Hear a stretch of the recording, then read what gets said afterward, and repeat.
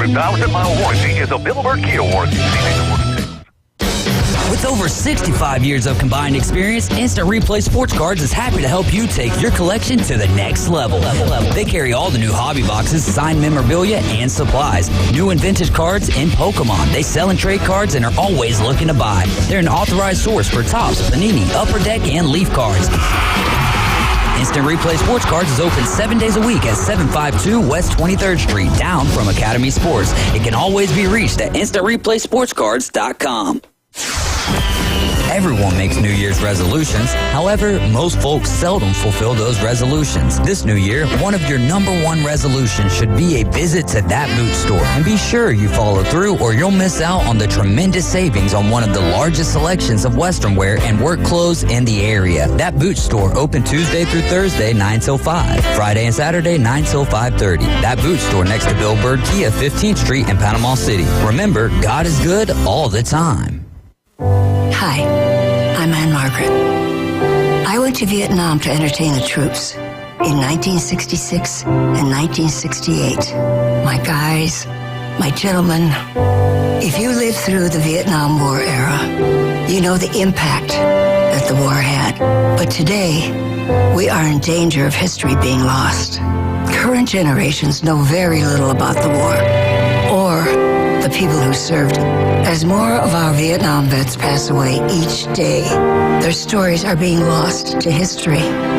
Together, we can change that.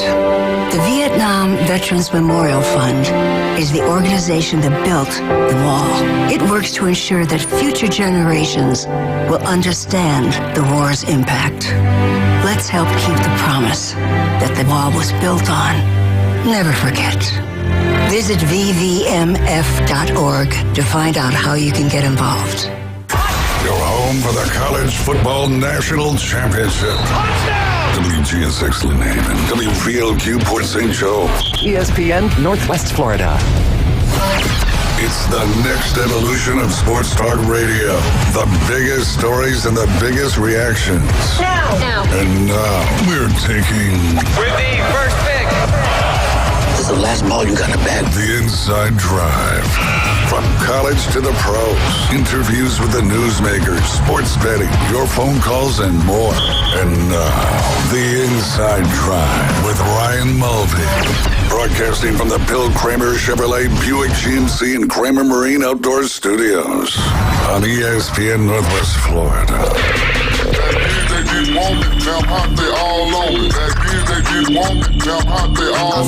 And good Thursday morning, Jay Henley here on the Inside Drive. DJ Davey Crockett behind the glass. You know I'm amped up. Why is that? We're getting back to practice tonight for Dynasty Flag Football. That means all is right in the world. Yep. Although the weather for Monday and Tuesday looks a little bit rough, but it's going to be nice out there this afternoon and the next few days. So get out and play some golf out there at Bay Point Golf Club.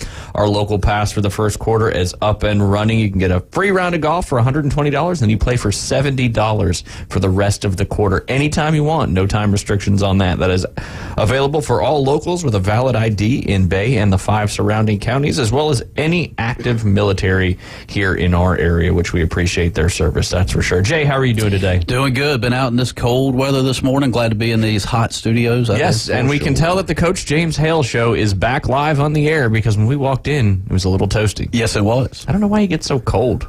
I don't know. It feels like Hawaii in here. Hawaii? Yeah. Aloha, oi. What else is happening in Hawaii? Man. Look at you making segues. I'm telling you. You brought the heat today. Yes, sir. You brought something else today, too, didn't we'll you? See. We'll see. Little six-string, maybe? Maybe. My alarm's going to go off at 11:10. Okay. So, all right. So does that mean it's go time? I don't know. Yeah, you tell us.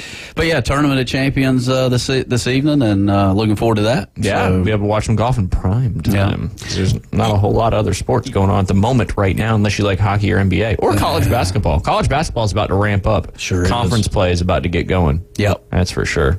You kind of hit me yesterday with a Rory McIlroy deal, so I went back and kind of studied that interview. If Whoa. Wait a second. Yeah. You did some stuff for the show outside of the show? A little bit. Wow. It is 2024. It's a new year, new you. Yeah, trying to. There you go. But, yeah, I don't know. My thoughts on Rory, this is my deep anthropological I like whatever this. thoughts. This is good. I'm just going to sit back and watch and listen.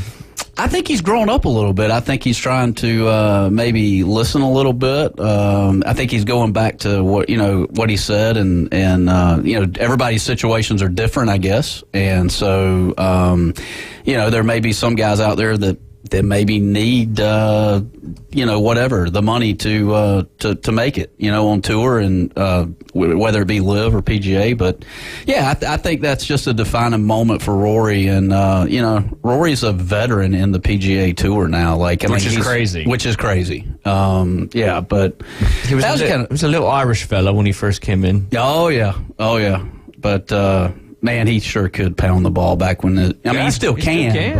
But, his driver swing was, if there was one you wanted to replicate, it was definitely one of them. You got that very right. repeatable. And when he won his majors, his putter was working, but he always put on an exhibition when it came to driving. Yep. It's funny you should mention the Rory quote, right? Mm-hmm. Phil Mickelson had a response to all of the stuff that Rory said. Unlike Brooks Koepka, who threw out the old Kermit drinking the Lipton tea, but that's none of my business thing. Brooks threw out that.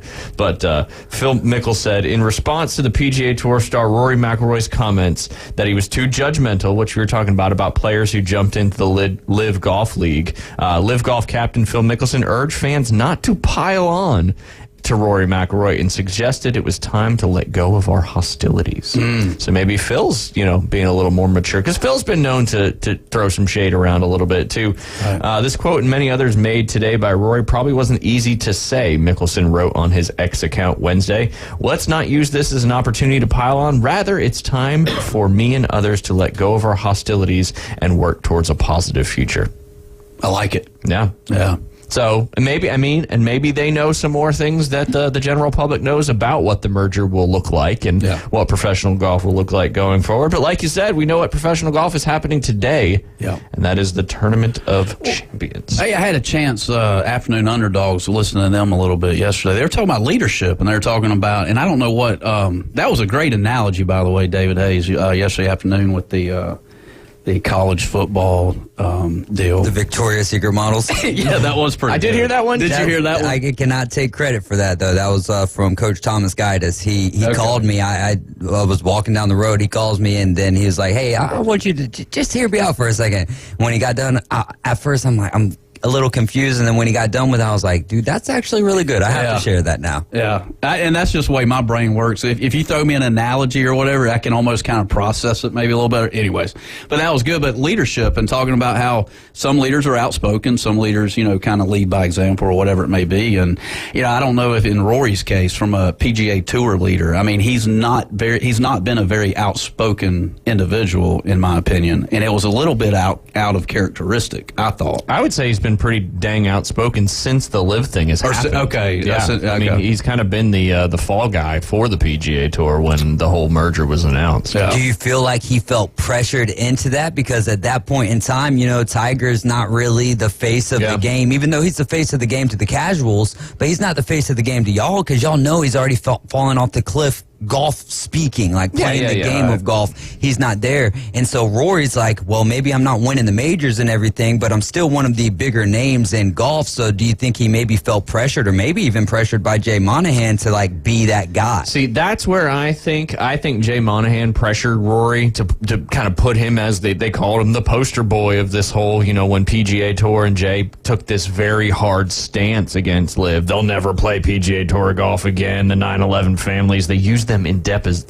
it went very south very quickly, and Rory kind of had to be the spokesperson of a player for that one. I do think behind the scenes Jay was kind of pushing that, but Rory also too is a very passionate dude. He's an Irishman, and I think he's always kind of said what was on his mind, and I don't think he was being fed what to say. I think that's what he actually thought. Is it fair to make the comparison to Kirk Herbstreit with the college football playoff committee? 100%. 100%. Where it's like, I don't think that Kirk is out here just saying what is just solely what's written or, what's scripted and given to him. I think that, a side of him believes what he's saying, but also it is one of those things, hey guys, this is the narrative we're going to push, and if you don't want to push it, then you can go push your pen somewhere else. Yeah, when you're getting paid, millions of dollars to be there up on the the old I mean, TV if screen. Randy told us, like, hey, look, I know you guys love your teams and stuff, but if you sit in here and the only thing, not the only thing, but you just talk about your team majority of the time, then you can't do a show or whatever. Yeah. You know what I'm saying? I'm out. Then, but that's kind of like it's the same thing. Yeah, it's another analogy there, Jay. Well, the key word yesterday was parameters, and that's what I got out of all that was that there's no parameters, and you take these 5 ladies, and they all got perfect attendance for that amount of time, and then they're the ones that don't get rewarded for it. But there was no parameters in that, and that's where. Yeah, but the parameters. That's my thing. Is everyone wants to say there's no parameters, and they showed it. The College Football Playoff Committee showed that there really are no parameters. My issue with when people say there's no parameters, it's like, okay, we're buying into that, and it should not be the case. The parameters should be black and daggum white. Right. If you are undefeated in the Power 5 as a conference champion, I don't care if the water boy has to be your quarterback. I don't care. It should be black and white. All right. So that's where my issue is. Is like, all right, yeah, there is no parameters. There's no set forth parameters. But the fact that we can even play this game, and Caveman Rick was right. Like, that's just how college football has been played like this for a long time, and it's evolved a little bit, but still, yeah. And I think, and I'll just throw in my 2 cents in that conversation. I think there's not like black and white parameters by design, so that you can have these narratives and these things that can be pushed to the forefront, because rules, laws, you can fall back on them from a legality. But when you don't have that, there's nothing to fall back on, and that allows for certain things to happen, whether you believe whatever happened didn't. It's sometimes there's no parameters by design. Well, and on the flip side, the only thing that the committees can the committee can fall back on and sleep with a clear conscience, because all they got to do is point to the games. Yeah. And they're like, you know what I'm saying? Not saying that if Florida State had played Michigan that it wouldn't have been a close game, but at the end of the day, it's not like they just screwed the pooch, if you will. You know what I mean? You got 2 of the greatest. They released a top 20, or all 20 of the semifinal games. CBS Sports did, and 2 of those games were in the top 4. Yeah. You know what I mean? Yeah. Like, they were really good games. Uh-oh. Got an alarm going off. Yeah. It's 11:10. You going to play us a little ditty? Maybe after the break or something. God, you're just going to kick this thing down a lot.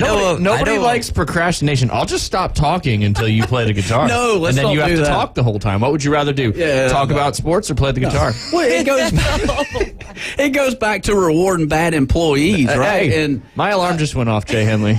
It is 11. Now it's 11, almost 11:11. I'm a golfer. I ain't no guitarist. I know what we could do is we could just ease them into it. Just tell them, start playing during the break, and then boom, that's our intro song. Yeah, we're going to record it. Yeah. We'll just do it. All right, say what you were going to say, you old cop-out.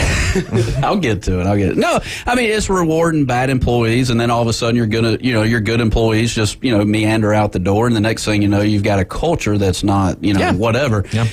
But the thing is, in college football, pro football, whatever it is, they're not giving coaches enough time to build that culture. So it doesn't even exist. Yeah. I mean, there's a few coaches out there that are able to stick around or whatever it may be, but you can't build. You can't build Rome look at in the a day. successful programs. Look at Alabama. Look at Georgia. Look at Michigan. Look at Ohio State. They all have that culture still, and they're still successful despite all these outside things. But if they lose that culture, that's where things could get crazy. But that's where I see a common denominator with a lot of these. I mean, even look at Oregon. I referenced it a couple times yesterday. You still had guys that are going to be drafted early in the draft playing in that game because of the culture, the brotherhood. And that's what this sport was founded on. And obviously it's a business and it's all about making money. Yeah. But you lose culture, that's a slippery slope for anything, for a team, for a business, for an organization, for a nonprofit, whatever it is. Culture is king. Yep. You know what else brings good culture? What's that? Guitar playing. All right. Abel, are you going to go? I don't know. I mean, should I? I don't know. Should you? Why are you asking questions? Just play the dang guitar. Uh-oh. We got it. We got it happen. We're recording. Birdies and beer. See? Birdies and beer. I thank God Almighty for birdies and beer. Birdies and beer. See, you're depriving us of this. That's one thing Daddy likes, and that's birdies and beer. Woo! See? You're gonna have to do that all the time. No, I can't do that. That was I think fantastic. that is why he didn't want to do it, is because then he knew that we would be like, all right, Jay, bust that thing out, baby. That is an old Rodney Carrington song, but the lyrics are a little different in that Rodney Carrington. Oh yeah, just a little bit. Just a bit. That's good. You almost sounded like you were doing a little fireside chat there after your song, the way you just talked about it. That's what I was going to say. I feel like we need a campfire in here. A little marshmallows, and graham crackers. We'll play some golf. Yes, sir. Yes, sir. That was good. See, you broke the ice. I the did. ice is broken. I did. The people love it. Cool. There's women. And we're going to cut it into a promo, so it'll be heard a lot more. Yes, it's perfect for the inside drive. Perfect. Oh, There's some ladies lined up at the door right now. They just tried to hit the. Son of a gun. Are you serious? Yeah. You serious, Clark? Are you serious? It's over, isn't it? Oh man, I got some interesting NIL quotes that I thought was kind of cool. So they had the Under Armour All-American game down there again in Orlando, and that's all the All-Americans from high school playing in that.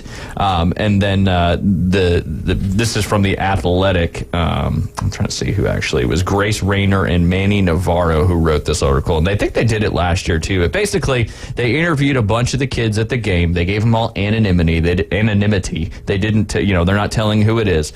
But the question they asked was, did you sign with the school that offers you the best NIL deal? If not, how much did you leave on the table to sign with where you ultimately decided to go?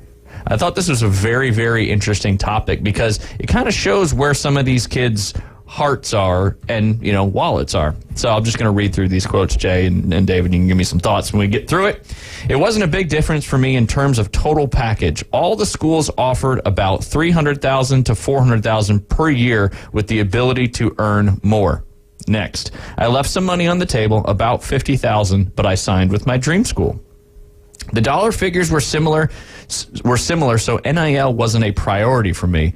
If I'm worried about the big bucks later, my relationship with coaches, watching them practice, and seeing it was really the biggest factor.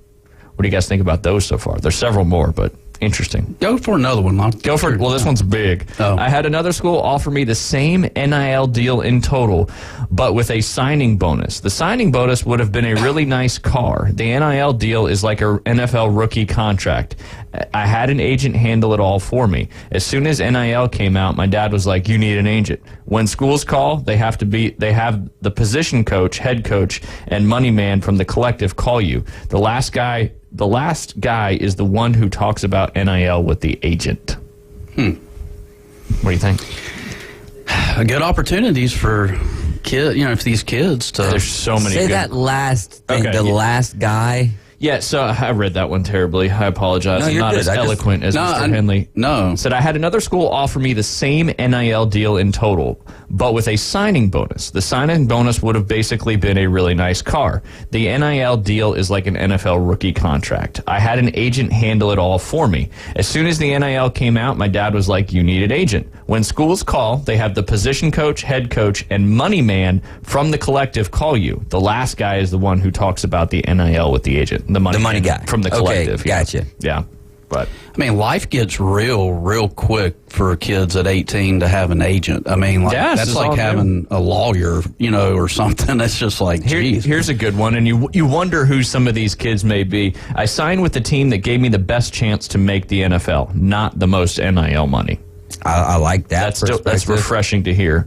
I didn't sign with the school who offered me the biggest NIL deal I could have gotten, but coming from where I come from, any money I receive from a college is life-changing money. And that is why I believe in this NIL stuff. Yeah. That's why I believe in it, because there's more situations where it's needed and not wanted than there is. But the thing is we as a society has pushed to the top all of the negative things. Negative is going to push the narrative further. right? So we're seeing about all the bad apples, yet there's a ton of good apples that ain't getting no credit for doing what they do, and it's just like life, right? Yep. Like you teach a good golf lesson, you might not get a good review. I mean, you might not get a review on your website about that. Right. Teach a bad lesson, a review is going to be following shortly. That's right. Yeah. That's right. Yeah, just be positive. Yeah. But yeah, that was certainly refreshing to see for sure.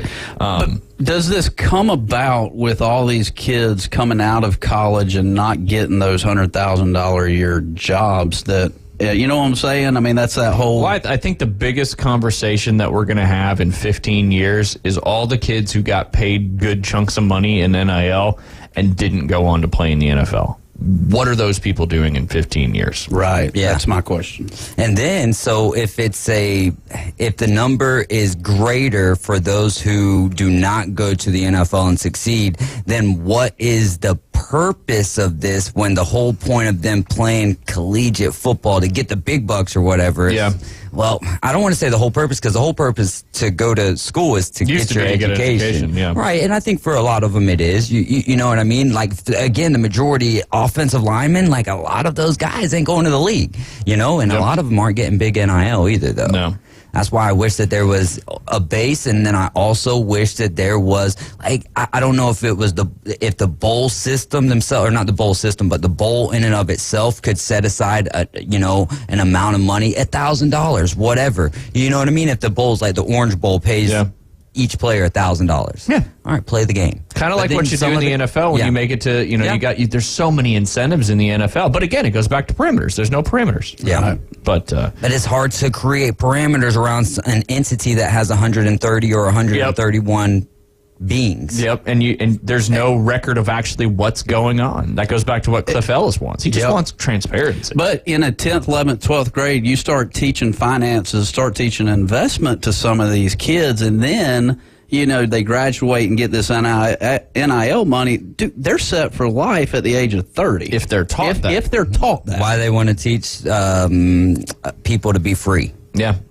Control. It's like you can learn about how to pay taxes in high school, or you can learn how to square dance. What's going to be more beneficial for the rest of your life? Exactly. Yeah. I mean, seriously, it's all by design. And some of the classes that, you know, should be at the forefront, like you said, with finances and stuff, but what about home ec and out and wood shop classes and stuff like that? And I'm not at school, so I have no idea what's going on, you know what I mean? Either. But those hands-on classes, those trades, I mean, haven't we seen that flip now where everyone's not like, oh, you got to go to college to, you know, spend how much ever money on education to put you in the rat race, whereas now a lot of people are getting trades, and boom, by the time that they're, you know, 2-3 years into school, they're making a good chunk of change. Yeah, absolutely. The student loans, those interests, all that stuff. It's all about that money, Jay Henley. I did sew a soft plush Florida Gators football in home ec when I was in high school. Say that again. Do you still have it? No. How'd you do the Gators? What made you do the Gators? I didn't really know college football back then. Gotcha. It was just, it looked cooler than the other choice. So it was like one of those bigger ones that you had to sew. Oh, we cooked too. Oh, okay. We cooked too, and I took electrical tech. That was all in high school. Nice. Yeah, I can't lie. Gators got some classic helmets for sure. Yeah, it just was cooler. Yeah, but it was random. Now flash forward to where we are now. Right, wild. Driver's ed's all I ever took. I didn't take any of all that home ec stuff, and I don't know. I guess Griffin didn't offer it. So no, they didn't offer SAT prep courses either. But yeah, we'll go ahead and take a break. We'll continue this conversation. Maybe talk about some of the Pro Bowl action that was all released yesterday. You're listening to the Inside Drive. We'll be right back. The next evolution in sports talk radio. We're back! On 104.3 ESPN Northwest Florida. The Afternoon Underdog. Hello. Hi. The only live afternoon show in Panama City where you can win fantastic prizes from amazing local businesses every day. That's right. 4 to 6 weekdays. The Afternoon Underdogs. It's mayhem. ESPN Northwest Florida. This is Joanna with ESPN Northwest Florida with your Thursday's weather. This afternoon and evening there will be a gentle breeze out of the north, clear skies, and 58. Clear skies tonight, colder at 41. Tomorrow, partly sunny much of the day but with a slight chance of showers in the evening and a high of 64. This forecast is brought to you by Earthworks of Northwest Florida. Thank you for keeping that dial on ESPN Northwest Florida. Rely on it. PCB Hobby, the beach's premier hobby store for sports cards, comics, coins, and trading card games. PCB Hobby carries the largest selection of boxes and packs from the latest releases of brands like Topps, Panini, Leaf, and more. Looking for a specific player or team? PCB Hobby has a wide assortment of raw and graded cards. They carry parallel rookie, game used, and autographed cards in both modern and vintage. Have a collection you want to sell? We buy, sell, and trade. PCB Hobby on Back Beach Road, just east of Florida Linen. Call 850-320-8388. Mid-South Lumber, where they treat you like family. Locally owned and serving the residents of Bay County for over 45 years. See Mid-South Lumber for all of your DIY projects, including windows, doors, siding, lumber, and millwork. Are you building a new home? Bring your contractor in to Mid-South Lumber and meet with a member of their sales team to discuss your framing, siding, windows, and doors. Mid-South Lumber, the biggest little lumber yard in Panama City. 717 West 11th Street. Do you suffer from political talk radio fatigue?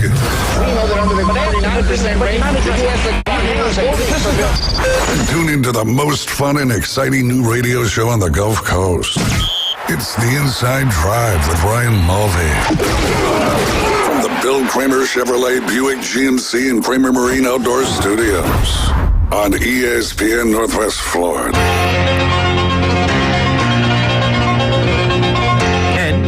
Your starting lineup for the Chicago Bulls. That was serious final countdown, though, wasn't it? Oh, yeah. It still felt like the right thing to do. Bulls are terrible. They are now. Cycles, all that good stuff. But yes, you are listening to The Inside Drive. We appreciate you tuning in on 104.3 in Panama City or Panama City Beach and the surrounding areas, 101.9 along the Forgotten Coast down there in Port St. Joe. And you can watch us on Facebook, X, and YouTube. And if you saw a little ditty that Mr. Henley played there in the first segment. If you missed it, you can go back and watch it again. Happened about 10 minutes into, probably about 13 minutes into the live stream. Is there a little bit of "Oh Brother, Where Art Thou" Travis sent, and maybe a little bit of Deliverance in there? Ooh, maybe. Give me a little 50-50. Maybe. Yeah. Potentially. Potentially. But yes, and you can also download the free mobile app inside the Google Play or Apple Store. That one you do need to search 104.3 ESPN Northwest Florida. I want to read a couple more of these quotes just because I find this extremely interesting on this side of things. Where was one I just read that I really liked? We talked about that one. Dang, where did it go? The 40 grand. Uh-oh. No, it basically... Just play Jay's song again. I think I scrolled down too far. There you go. Yes, sir. All right, take it, Jay. Yeah. All right, found it. Yeah, there you go.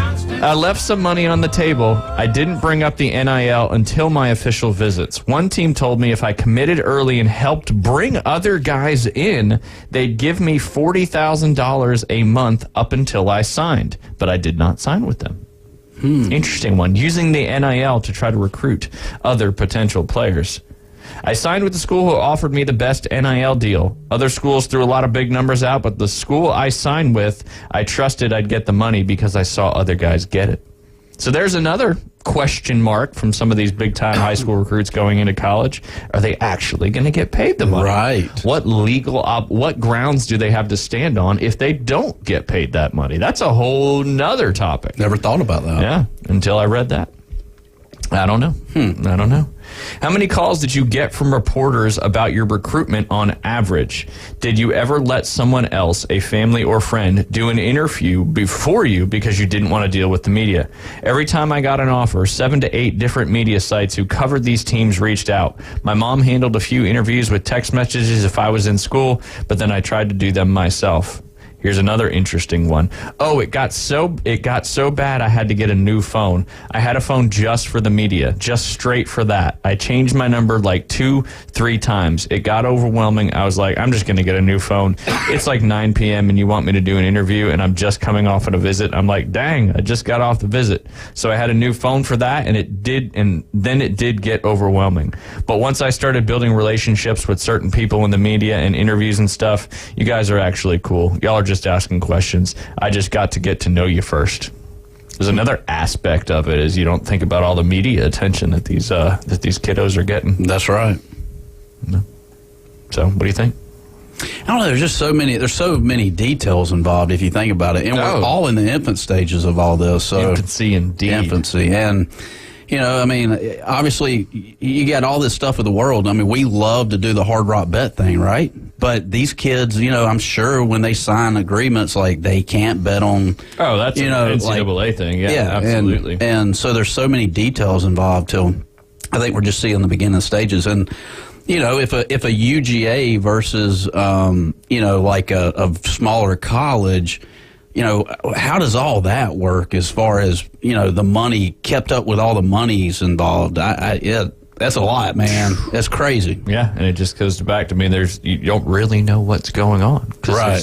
There's nothing that holds anybody accountable to divulge the information of what they're doing. But for them to take money out of see, that's where I'm so lost is that, you get, how do these kids get in the money? Does it have to be streamlined through the university or through the athletic department? I mean, I doubt it. I have no idea. But that's a point that I didn't think about until just reading that quote is, what if the school decides not to pay you that NIL money?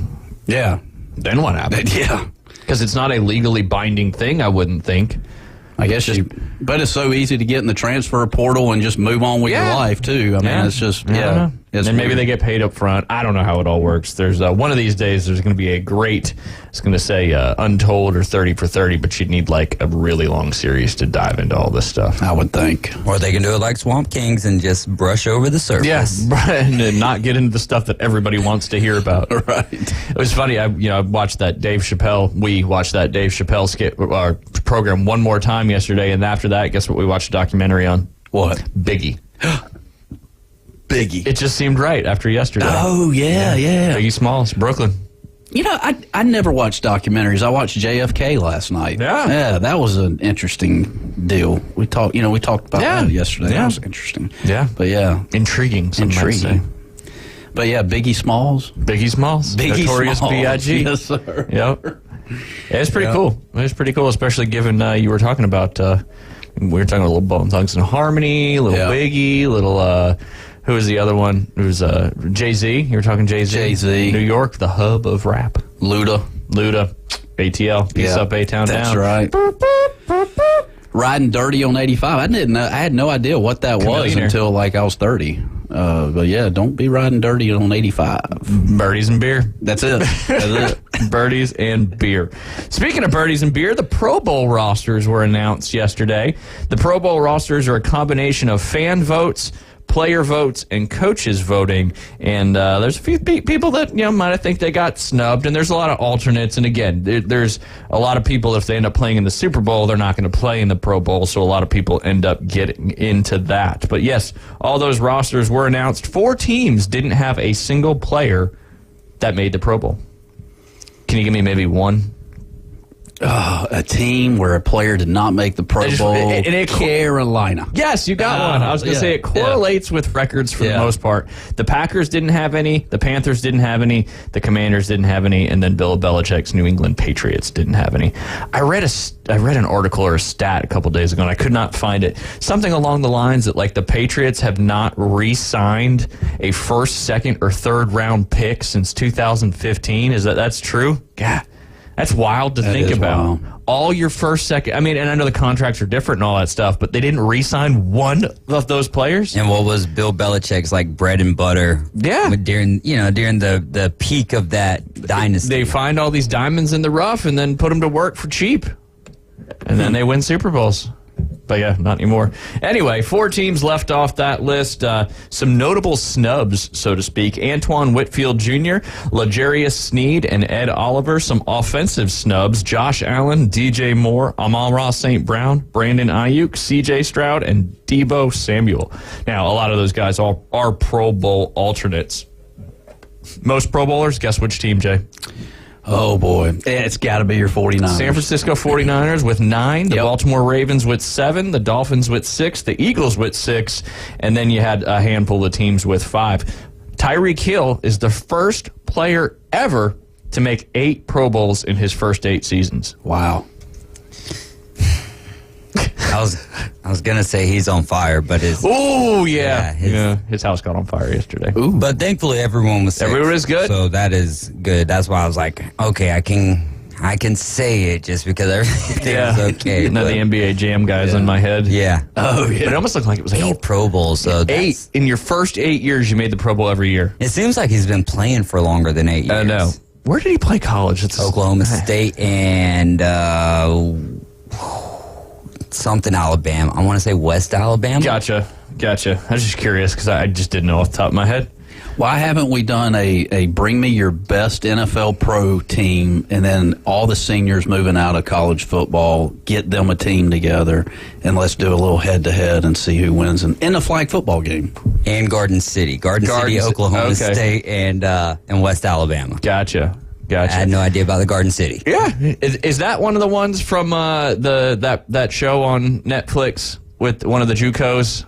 Garden City sounds familiar. Last Chance U? Yes. I think Garden City might have been in that one. What did you just say before that, Jay? Oh, no, I was just saying bring your pro football NFL guys, flag football. Your best? Your best. And then bring your top seniors that are graduating college football, moving on, and let's go head-to-head. Let's see who wins. It'd look like Team Dynasty versus the other teams out there. I don't know. I think not seniors. Football. I don't think you can limit to seniors because you got a lot of people leaving. People that have declared for the draft. How about that? Yeah, upperclassmen. I do like that though because what's the difference, right? The difference in collegiate football and the NFL is mainly speed, right? But with that speed comes power for hitting and stuff like and it's that. hard to tackle. So if you're only playing finesse, though, I think that is where you kind of level the playing field a little bit closer. I think, the NFL is more than likely going to, if they take it seriously, would more than likely come away with a win, but I think it would be closer than maybe what we expected. Yeah, and crazy things happen in flag football. Oh, yeah. No, shoot. Right. And pulling flags is hard.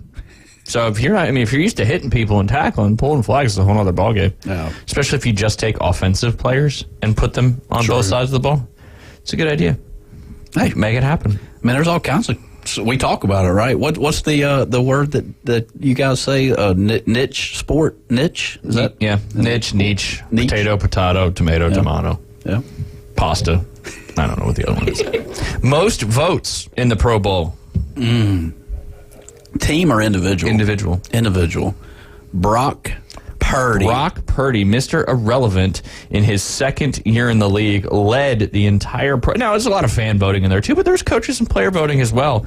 But you want to hear an interesting fun fact because Brock was named to the Pro Bowl. What's that? I thought this was kind of cool. So, obviously, he's not going to win the MVP, and he made his first Pro Bowl there with setting the record for the Niners on most passing yards in a single season. He had 4,280 yards, 31 touchdowns, and 11 interceptions, 4 of those coming in that one game against the Ravens. But what's going to happen is, Brock Purdy's a rookie, so he's on a rookie deal. I think he's making $870,000 or something like that.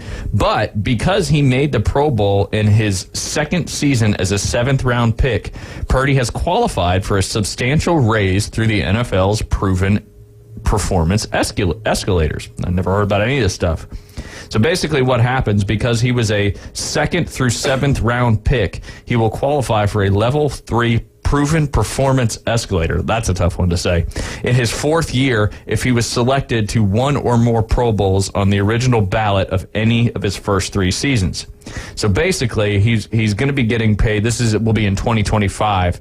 So it'll raise his base salary and the amount of a 2nd-round RFA tender per over the cap, which projects Purdy's raise to be $2.5 million. He was only set to make $1.1 million in 2025. So obviously, that's a pretty substantial pay raise.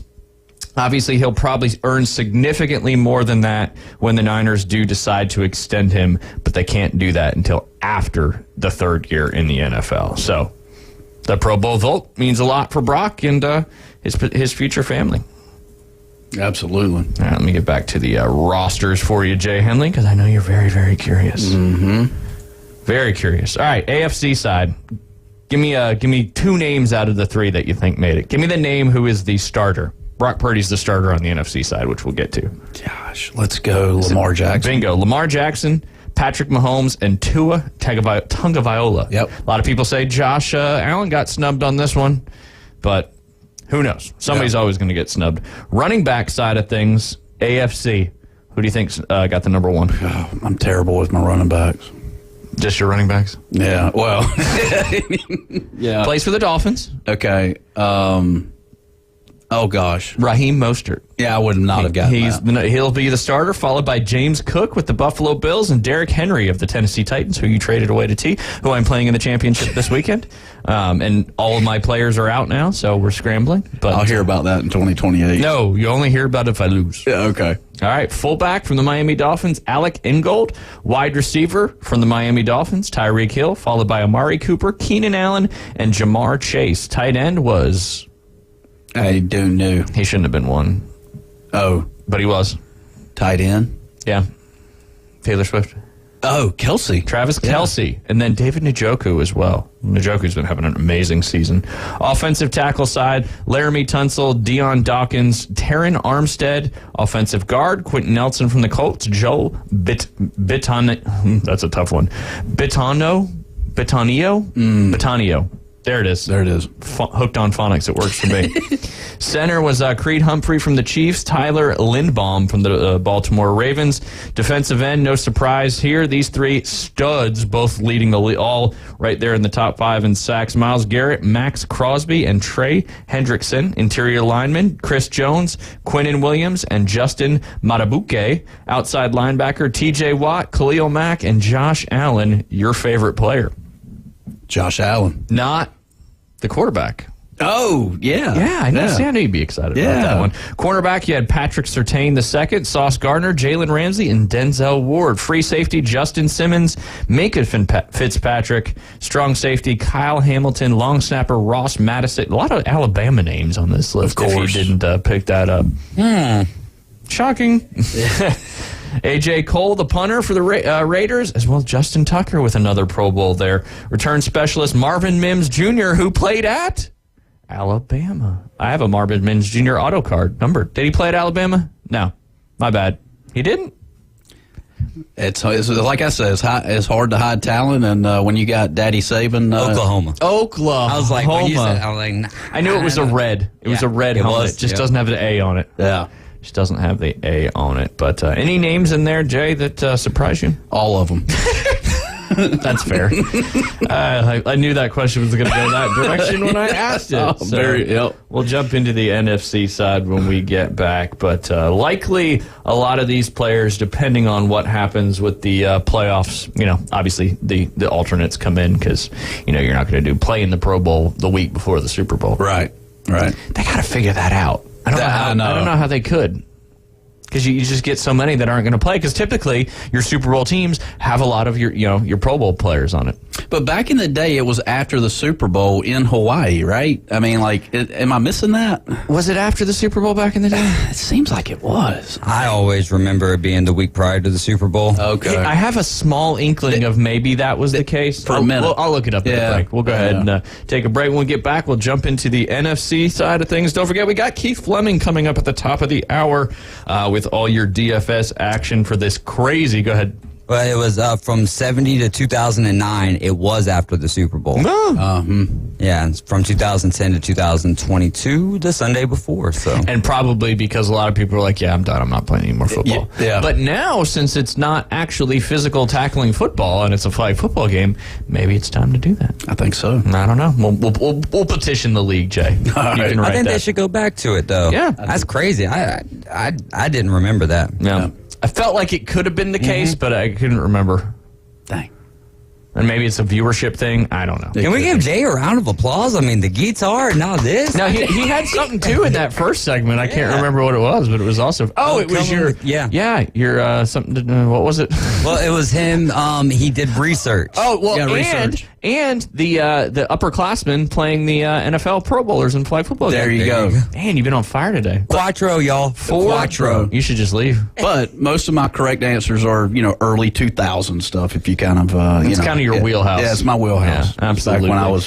Speaking of wheelhouses, we're going to go ahead and pay some bills. We'll be right back here on the Inside Drive. ESPN Northwest Florida has the real local fishing report.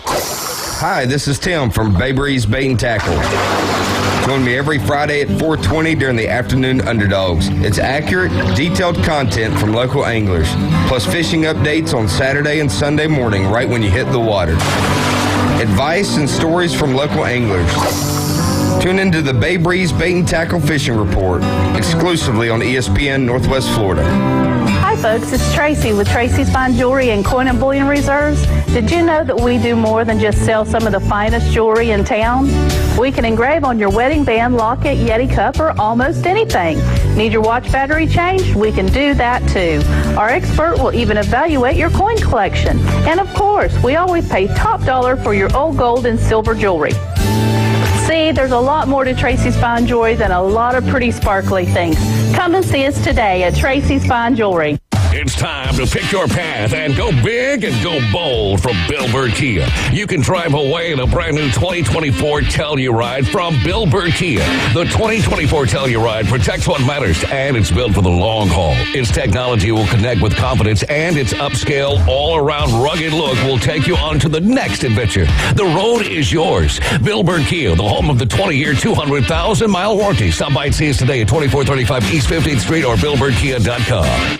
Sports fans, we love our teams, but let's talk real estate for a moment. Meet Berg Title, your trusted local real estate title and escrow company. Based in downtown Panama City, Berg Title knows the community inside out. They handle everything from title searches to escrow services with expertise. Honest, reliable, and here to make your real estate journey smooth. Remember, it's Berg Title. Call them at 850-250-2900. That's Berg Title, your partner for a worry-free real estate experience in Panama City and Panama City Beach. We're starting fresh. Fresh new start. Locally sourced, Farm to Radio. The Inside Drive with Ryan Mulvey is live and local. From the Bill Kramer Chevrolet Buick GMC and Kramer Marine Outdoor Studios. On ESPN Northwest Florida.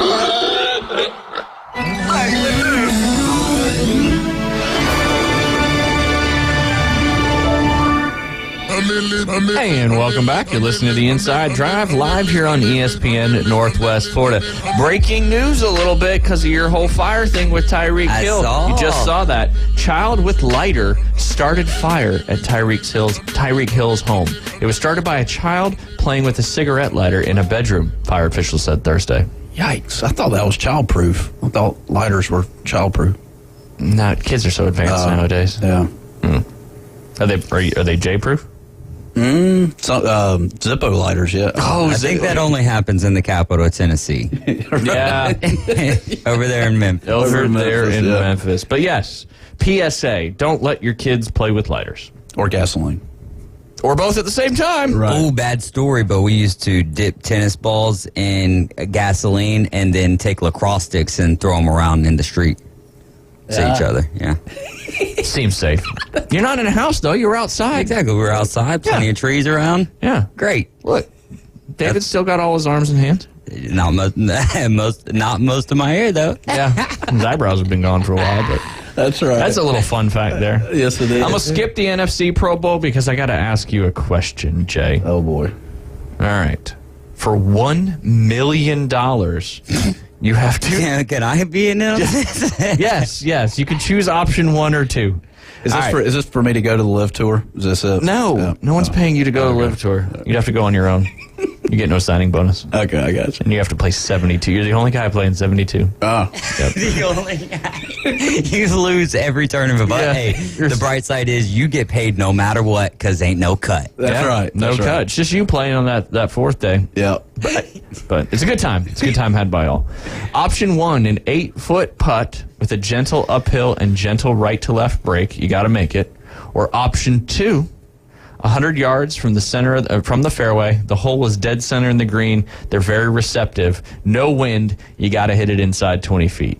What are you taking? I'm taking the 8-foot uphill breaking left putt all day long. All day long? All day long. Yeah. David, what would you take? I have no chance at putting on a consistent basis, putting anything 20 feet away, even if I'm 20 feet away. Well, that's 20 feet radius, so technically you got a 40-foot window there to hit it in. Again, though, that's not where the strength of my game is. The strength of my game is hitting it high and letting it fly. Dave's like, throw a flop shot in there, and I'm in. Yeah, exactly. So you're going with the 8-foot putt uphill, breaking right to left? And I am, and looking at the stats from the PGA or, whatever these don't guys. worry about those stats. We're worried about live stats right now. Yeah, right, live stat. But, I mean, these guys don't, at best they're hitting at 8 to 10 feet, from 100 yards. Yeah. So, I mean, and then the 8-foot putt, I think the defining moment was when you said uphill and breaking left. I feel like. And you're a right-handed golfer. If that was a left-handed golfer, it would probably be a little dicier. Nobody likes to slice putt. Yeah. But you said downhill and breaking right. I'll go with the 100-yarder all day long. Yeah. Interesting. Yeah. How about you? Putt. I go with the 100-yard. Really? I feel like my chances, and simply not because I feel like I can do one better than the other, I think my chances to hit it in that window are greater than having to hit the perfect putt for it to drop in.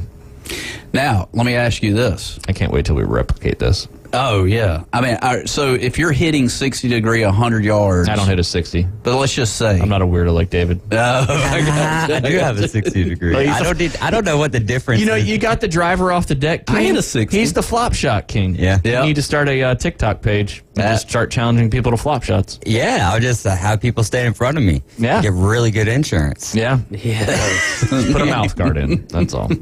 Another bad idea. We used to jump over kids with our bicycles back in the day. Who didn't? Yeah, good. Who did? Good. I'm glad we're all on the same page. Liam made me proud the other day. He got a bike for Christmas, and he built a ramp. Nice. Built a ramp in the dirt. Yes. Yeah. So that's good stuff, man. Did you get out there and do it? Come on. Not yet. That's Not the yet. best part. It wasn't a great ramp. But he built it. It was there. It was like with some pine cones and some dirt. He's like, Dad, I built a ramp. I was like, sweet. Thank you. Talking about my childhood, though, there's a movie, and we've talked about it before. Rad. The movie Rad's a BMX bike. It's like from 1986. Dude, I watched that a million times, and I would go and try to replicate every bit of those. It was, man, what a great movie. But, it got you out in the backyard trying to do tricks and whatever it was. Oh, yeah. But, yeah. We used to build BMX courses. We had a bunch of woods next to us.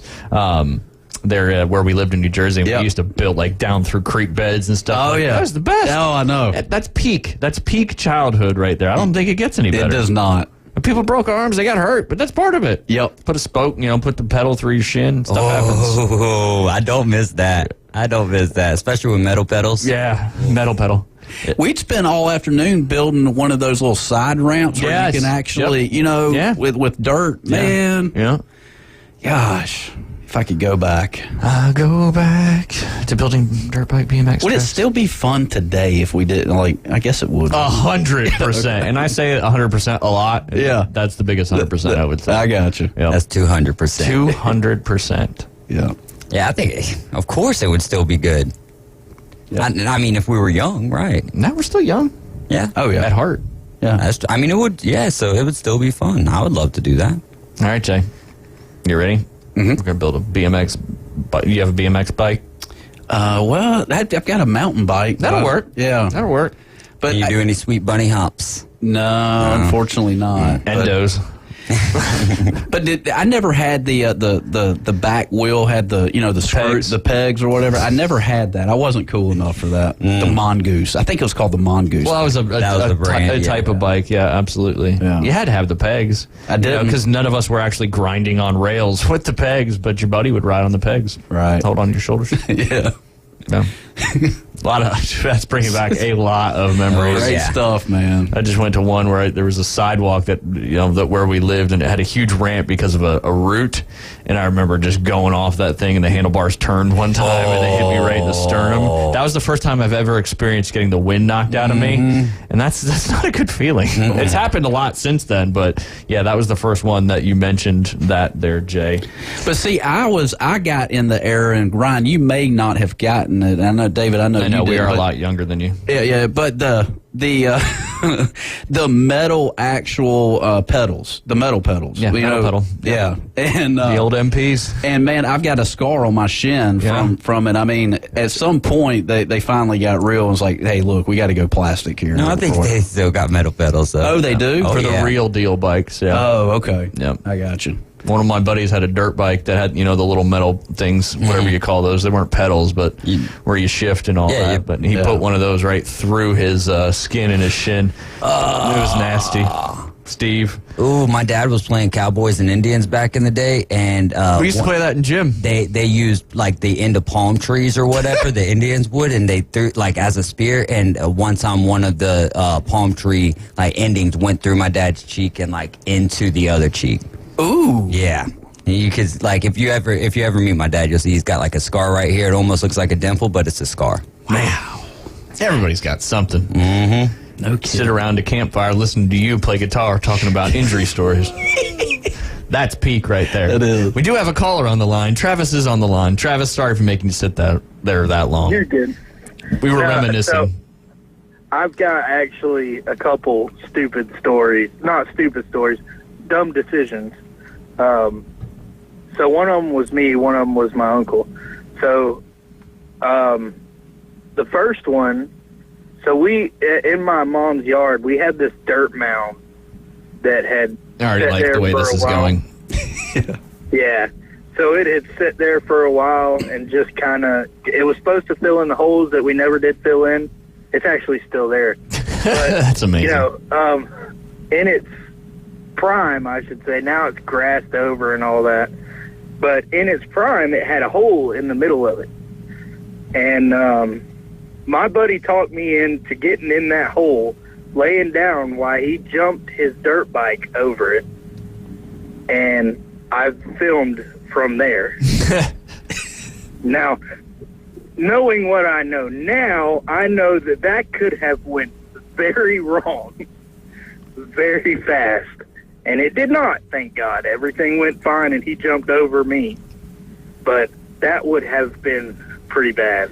Travis, gravity works maybe 99% of the time. There's that 1% where gravity... When you're in the airplane going up and then they start going down and you feel the weightlessness for as long as you're coming down. Yeah. Like Adonai Mitchell's catch in the end zone the other night. Yeah. Whew. He was defying gravity, that's for sure. Yeah. And Travis mentioned something there that kind of resonated a little bit. You said filmed. If we would have had that stuff, a whole nother ball game. That's like the CKY videos and all that stuff when they started. I mean, nowadays you film it and it's on the internet 2 minutes later. That's right. All right, what was the other one, Travis? So the other one was before my time. My mom actually told me this story, and it was kind of funny. So my mom had company at her house. My uncle, he used to be a little crazy. But he was out playing Cowboys and Indians with a real revolver. And well, that ain't good. So he was quick drawing, and he went to go take that thing out, and I guess he pulled the trigger faster than he pulled it out and shot himself in the leg. So playing with loaded revolver, not just a revolver, a loaded revolver. A loaded revolver. I guess he was practicing shooting a tree or something. Anyway. So he went to go quick draw, and when he quick drawed, he popped him in the leg. He pulled the old Plexico Burris. Or the 8 Mile, the friend at 8 Mile. That's a good target practice. Practicing shooting in a tree. There you go. So he's outside of a barn, baby. So he's known for playing practical jokes, and this was the funniest part of the story my mom told me. So, like I said, she had company at the house. So he crawls up the steps, and, my mom, and knocks on the door, and my mom opens it. He's like, I just shot myself. And she sat there for like 5 minutes telling him to stop. Yeah. Stop playing around. Quit joking. And then she looked behind and saw blood. The blood trail going back. You actually shot yourself. Yeah. Man. That's insane. We're going to have a couple shows where we just talk about stupid stories from when we were growing up. You got that right. PG, of course. Yeah. Man. I mean, that's wild. I'm sure there was a lot.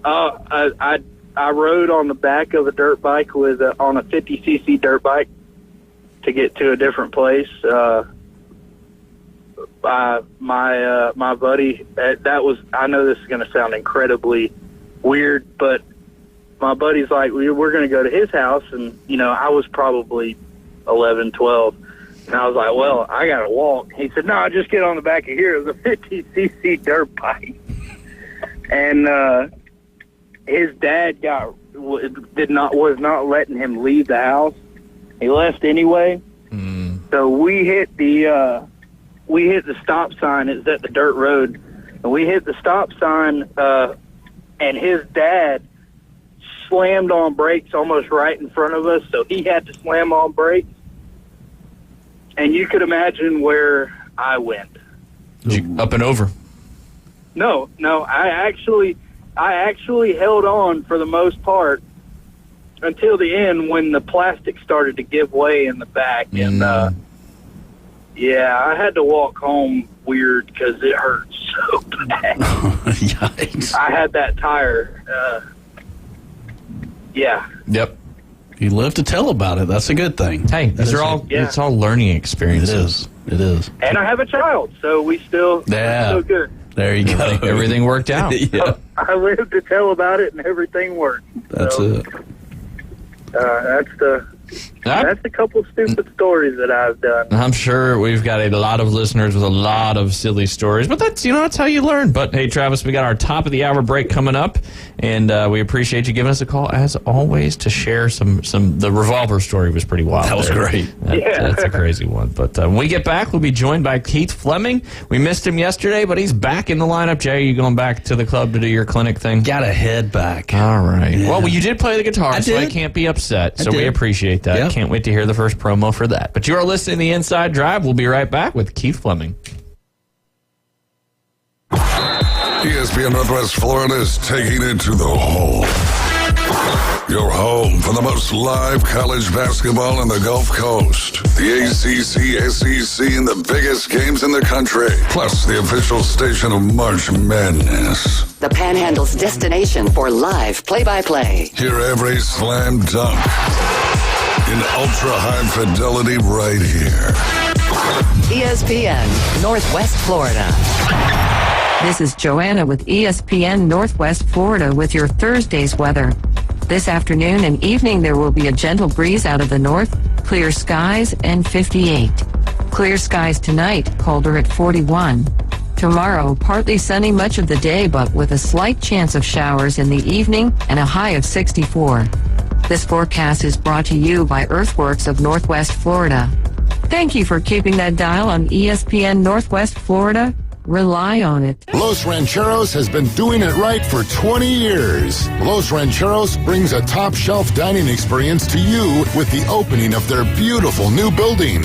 Watch all college and pro games on Los Rancheros' 14 large-screen TVs with great drink specials daily from 2 to 5 and during all the games. Los Rancheros, the place for live sports and great food on 23rd Street between Jenks and Harrison.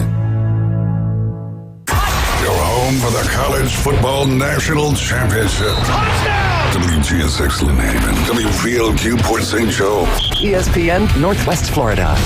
With over 65 years of combined experience, Instant Replay Sports Cards is happy to help you take your collection to the next level.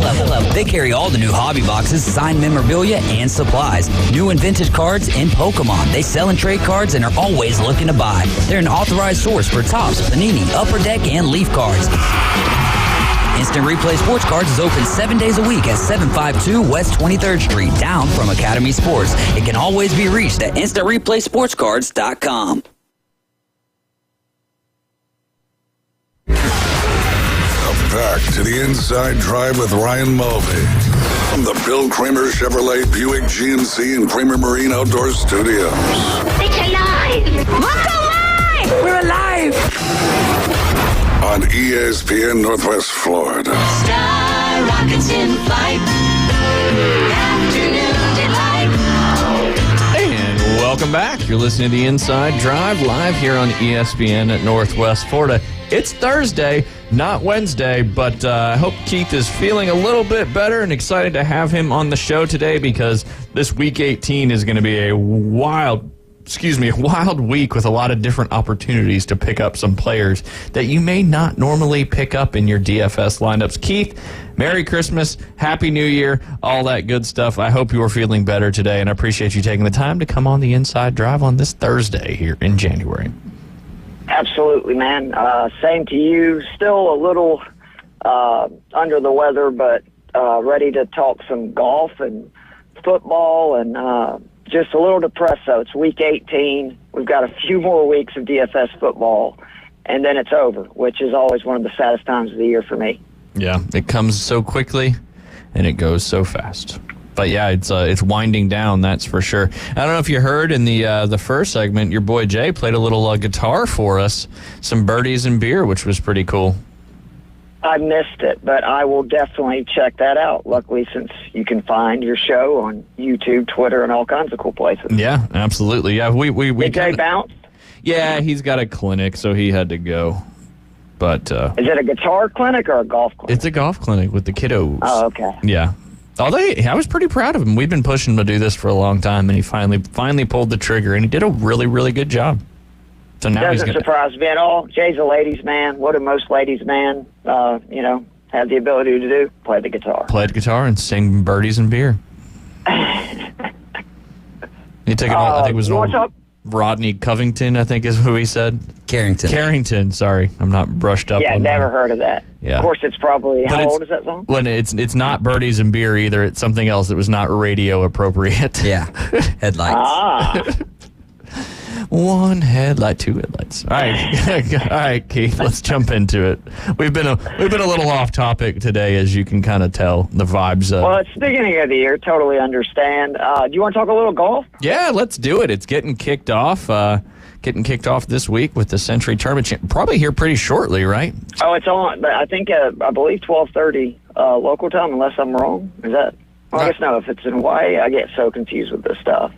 I believe I saw, though, it started at 12:30. Yeah, there are players on the field now. There you go. There you go. On the course. On the course. Field. I'm a little, yeah. It's you got to transition back from football to golf. I feel you. But, yeah, let's talk a little bit of golf. That's for sure.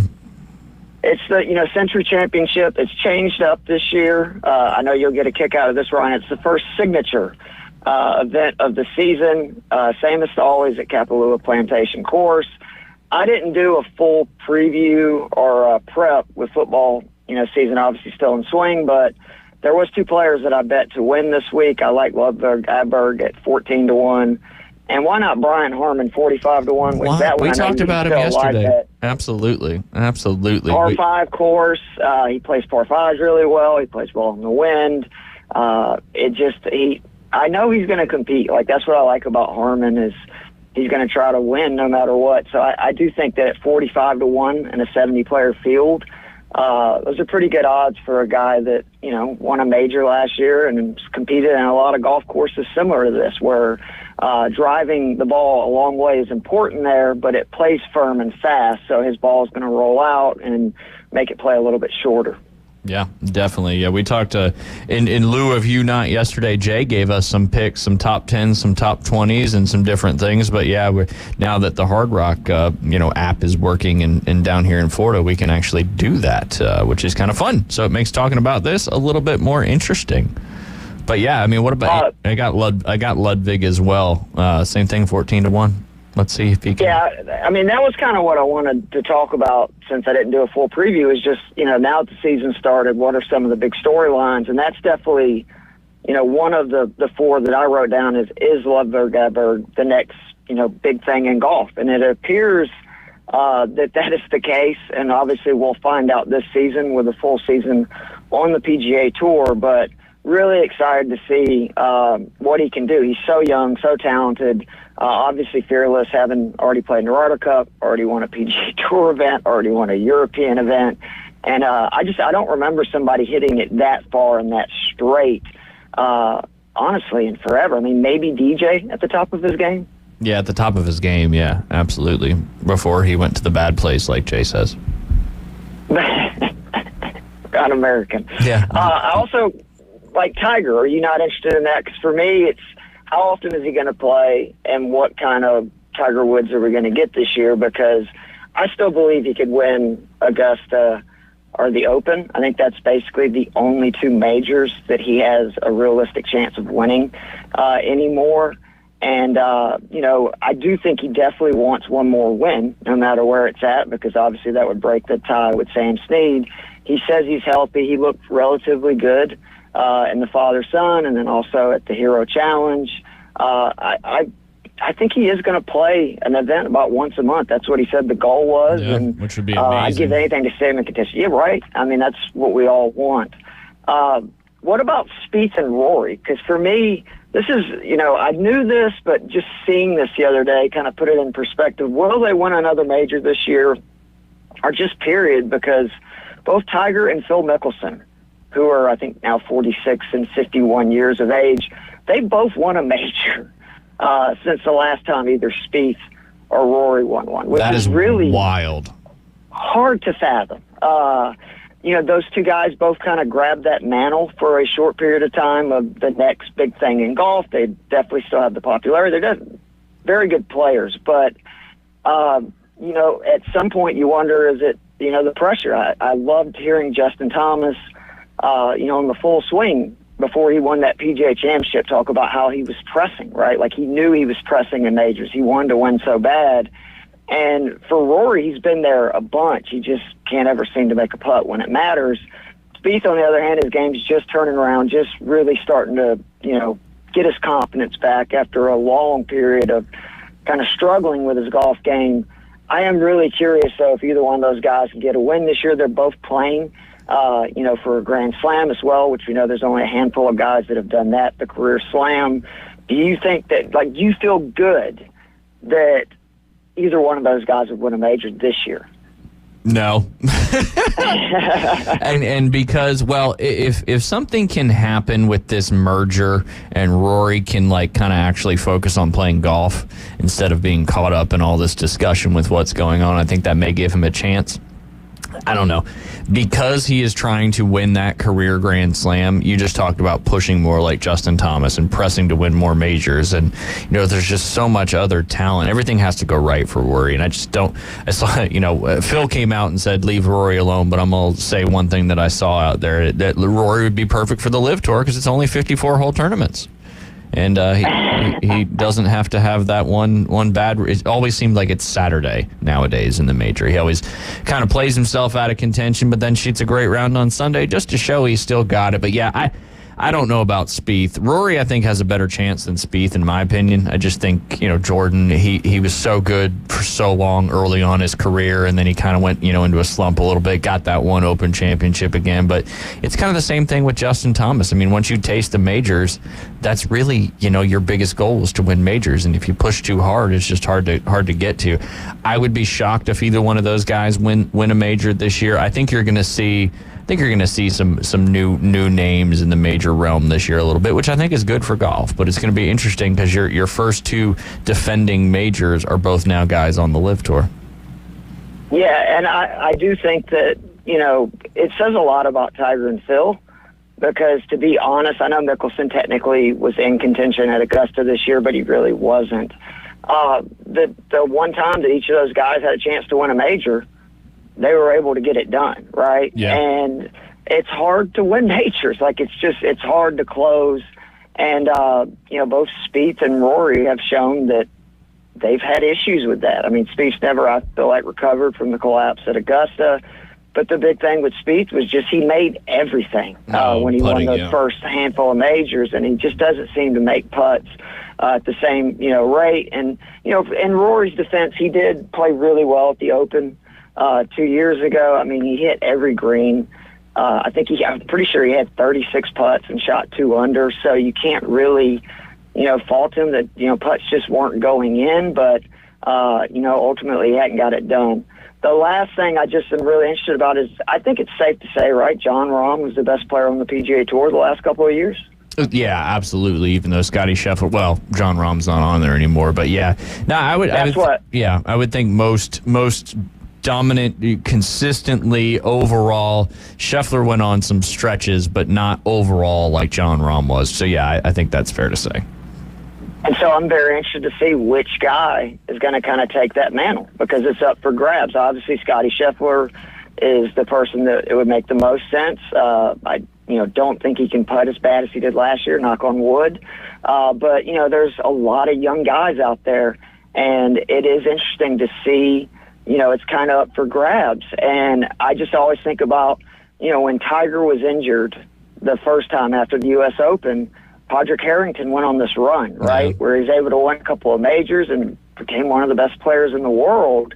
And I don't want to say it's the same type situation, but it is interesting because Rahm is a big player who has got a great track record in majors and stuff. And I just think it's going to give an opportunity for somebody to kind of become the alpha of the PGA Tour.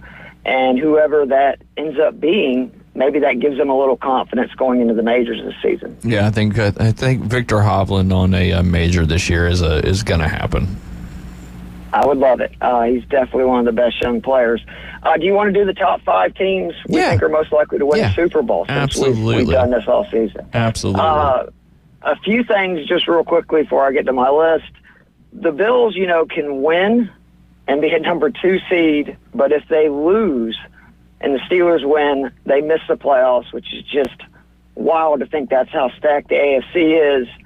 And the Steelers, did you know this, are 9-3 this season in games that Mitch Trubisky does not play at least a half of football. Yeah, that sounds about right. The old Mason Rudolph, Myles Garrett guy is doing well. And just when everybody was talking about the Steelers and Mike Tomlin, should he be fired? And all of a sudden now they're 9-7 after all that talk. So, yeah, it's certainly wild this Week 18 between everybody, all these people sitting out, and then all these teams that control their own destiny or need some stuff to happen. But yeah, the Bills, they lose and they're out. That's going to be wild because they're in my list as well.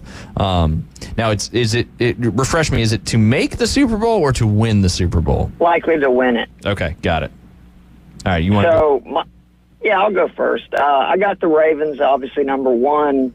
I think they killed the Dolphins season last week, and you want to talk about swagger and feeling yourself. To go in and kind of dominate the 49ers and then come back right back a week later and they just destroyed the Miami Dolphins.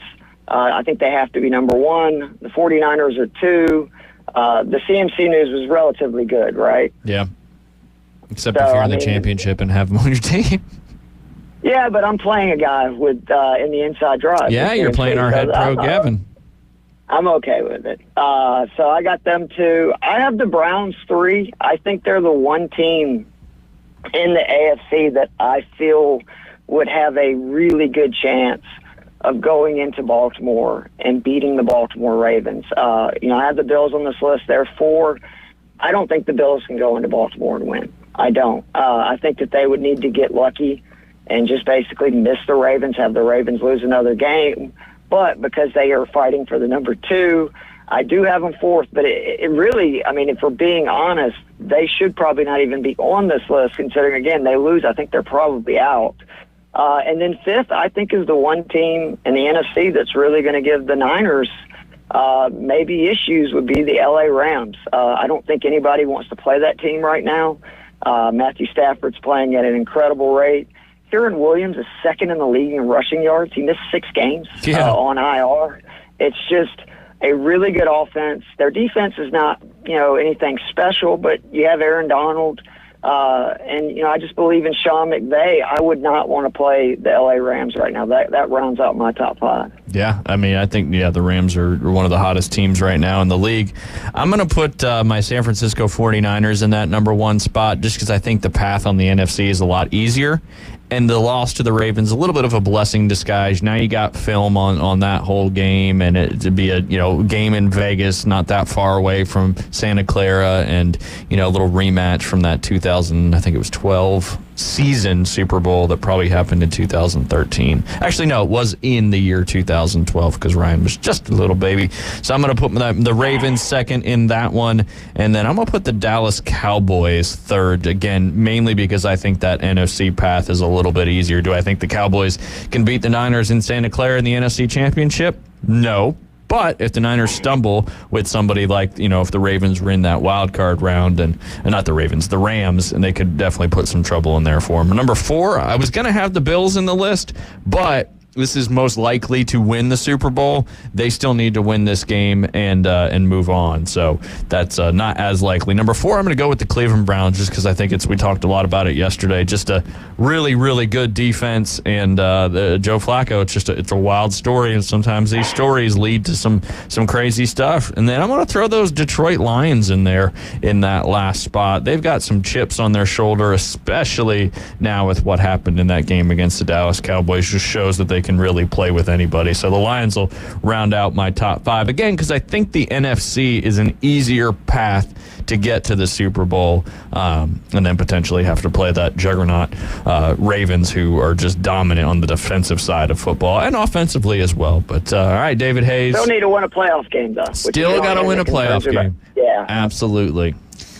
Keeping it consistent here at the top is definitely going to be the Baltimore Ravens. You've been riding the old bird since the get-go. Yeah, man. Tried to ride Lamar Jackson to a fantasy championship. That just didn't work out this year. But number 2, I'm going to go with your San Francisco 49ers, Ryan. I think they are the team that is most likely to win the Super Bowl out of the NFC. But I think once you get into the playoffs, I mean, it's still, you can't put any trust in the Eagles unless you're an Eagles fan, I guess. It's just hard for me to put any trust into the Eagles right now. They don't even trust them. They were booing. Yeah, I know. Oh, my goodness.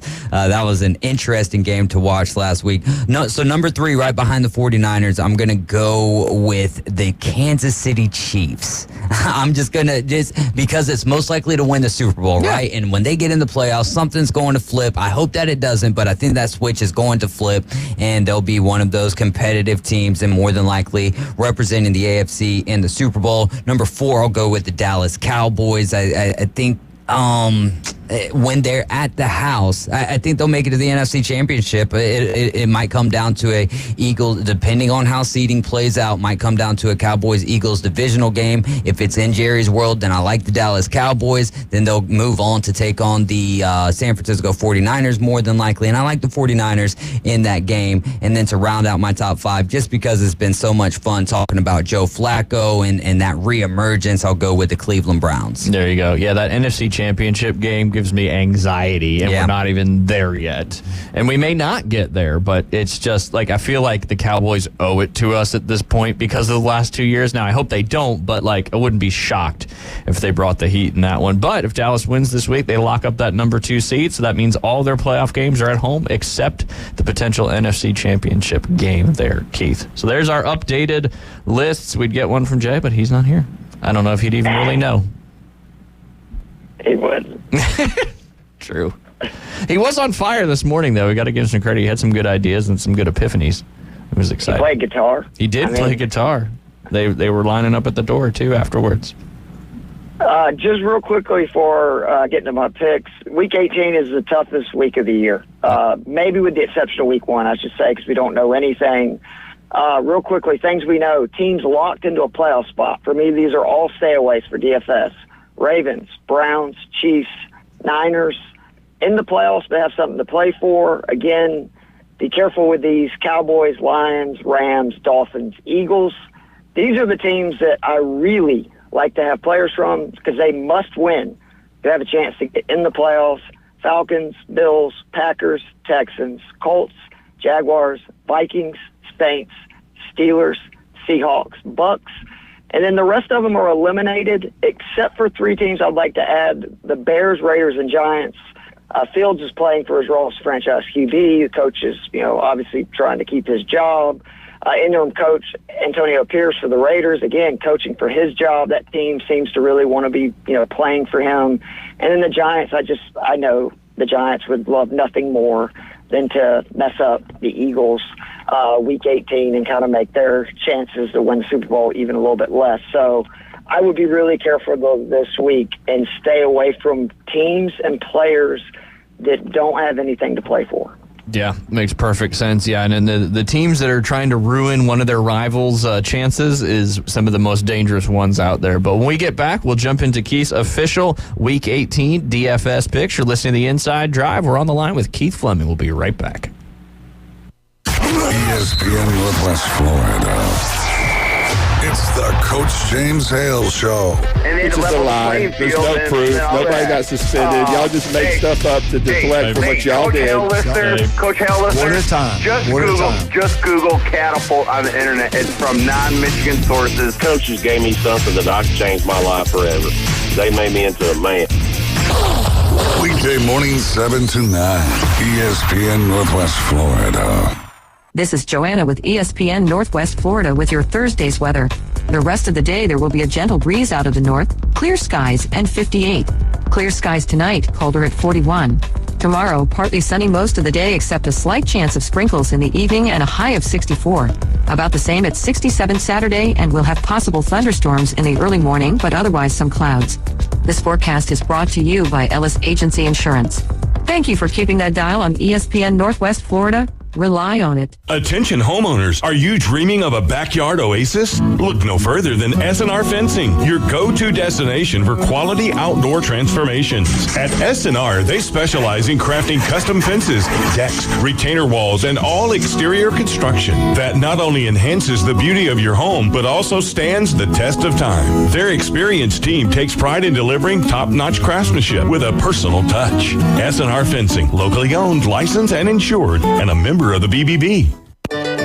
Mid-South Lumber, where they treat you like family.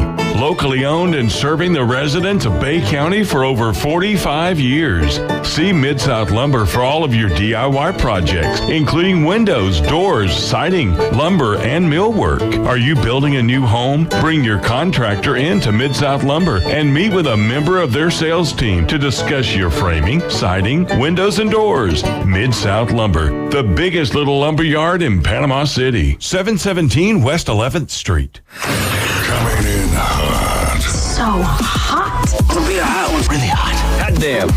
The Inside Drive with Ryan Mulvey. Live from the Bill Kramer Chevrolet Buick GMC and Kramer Marine Outdoor Studios on ESPN Northwest Florida.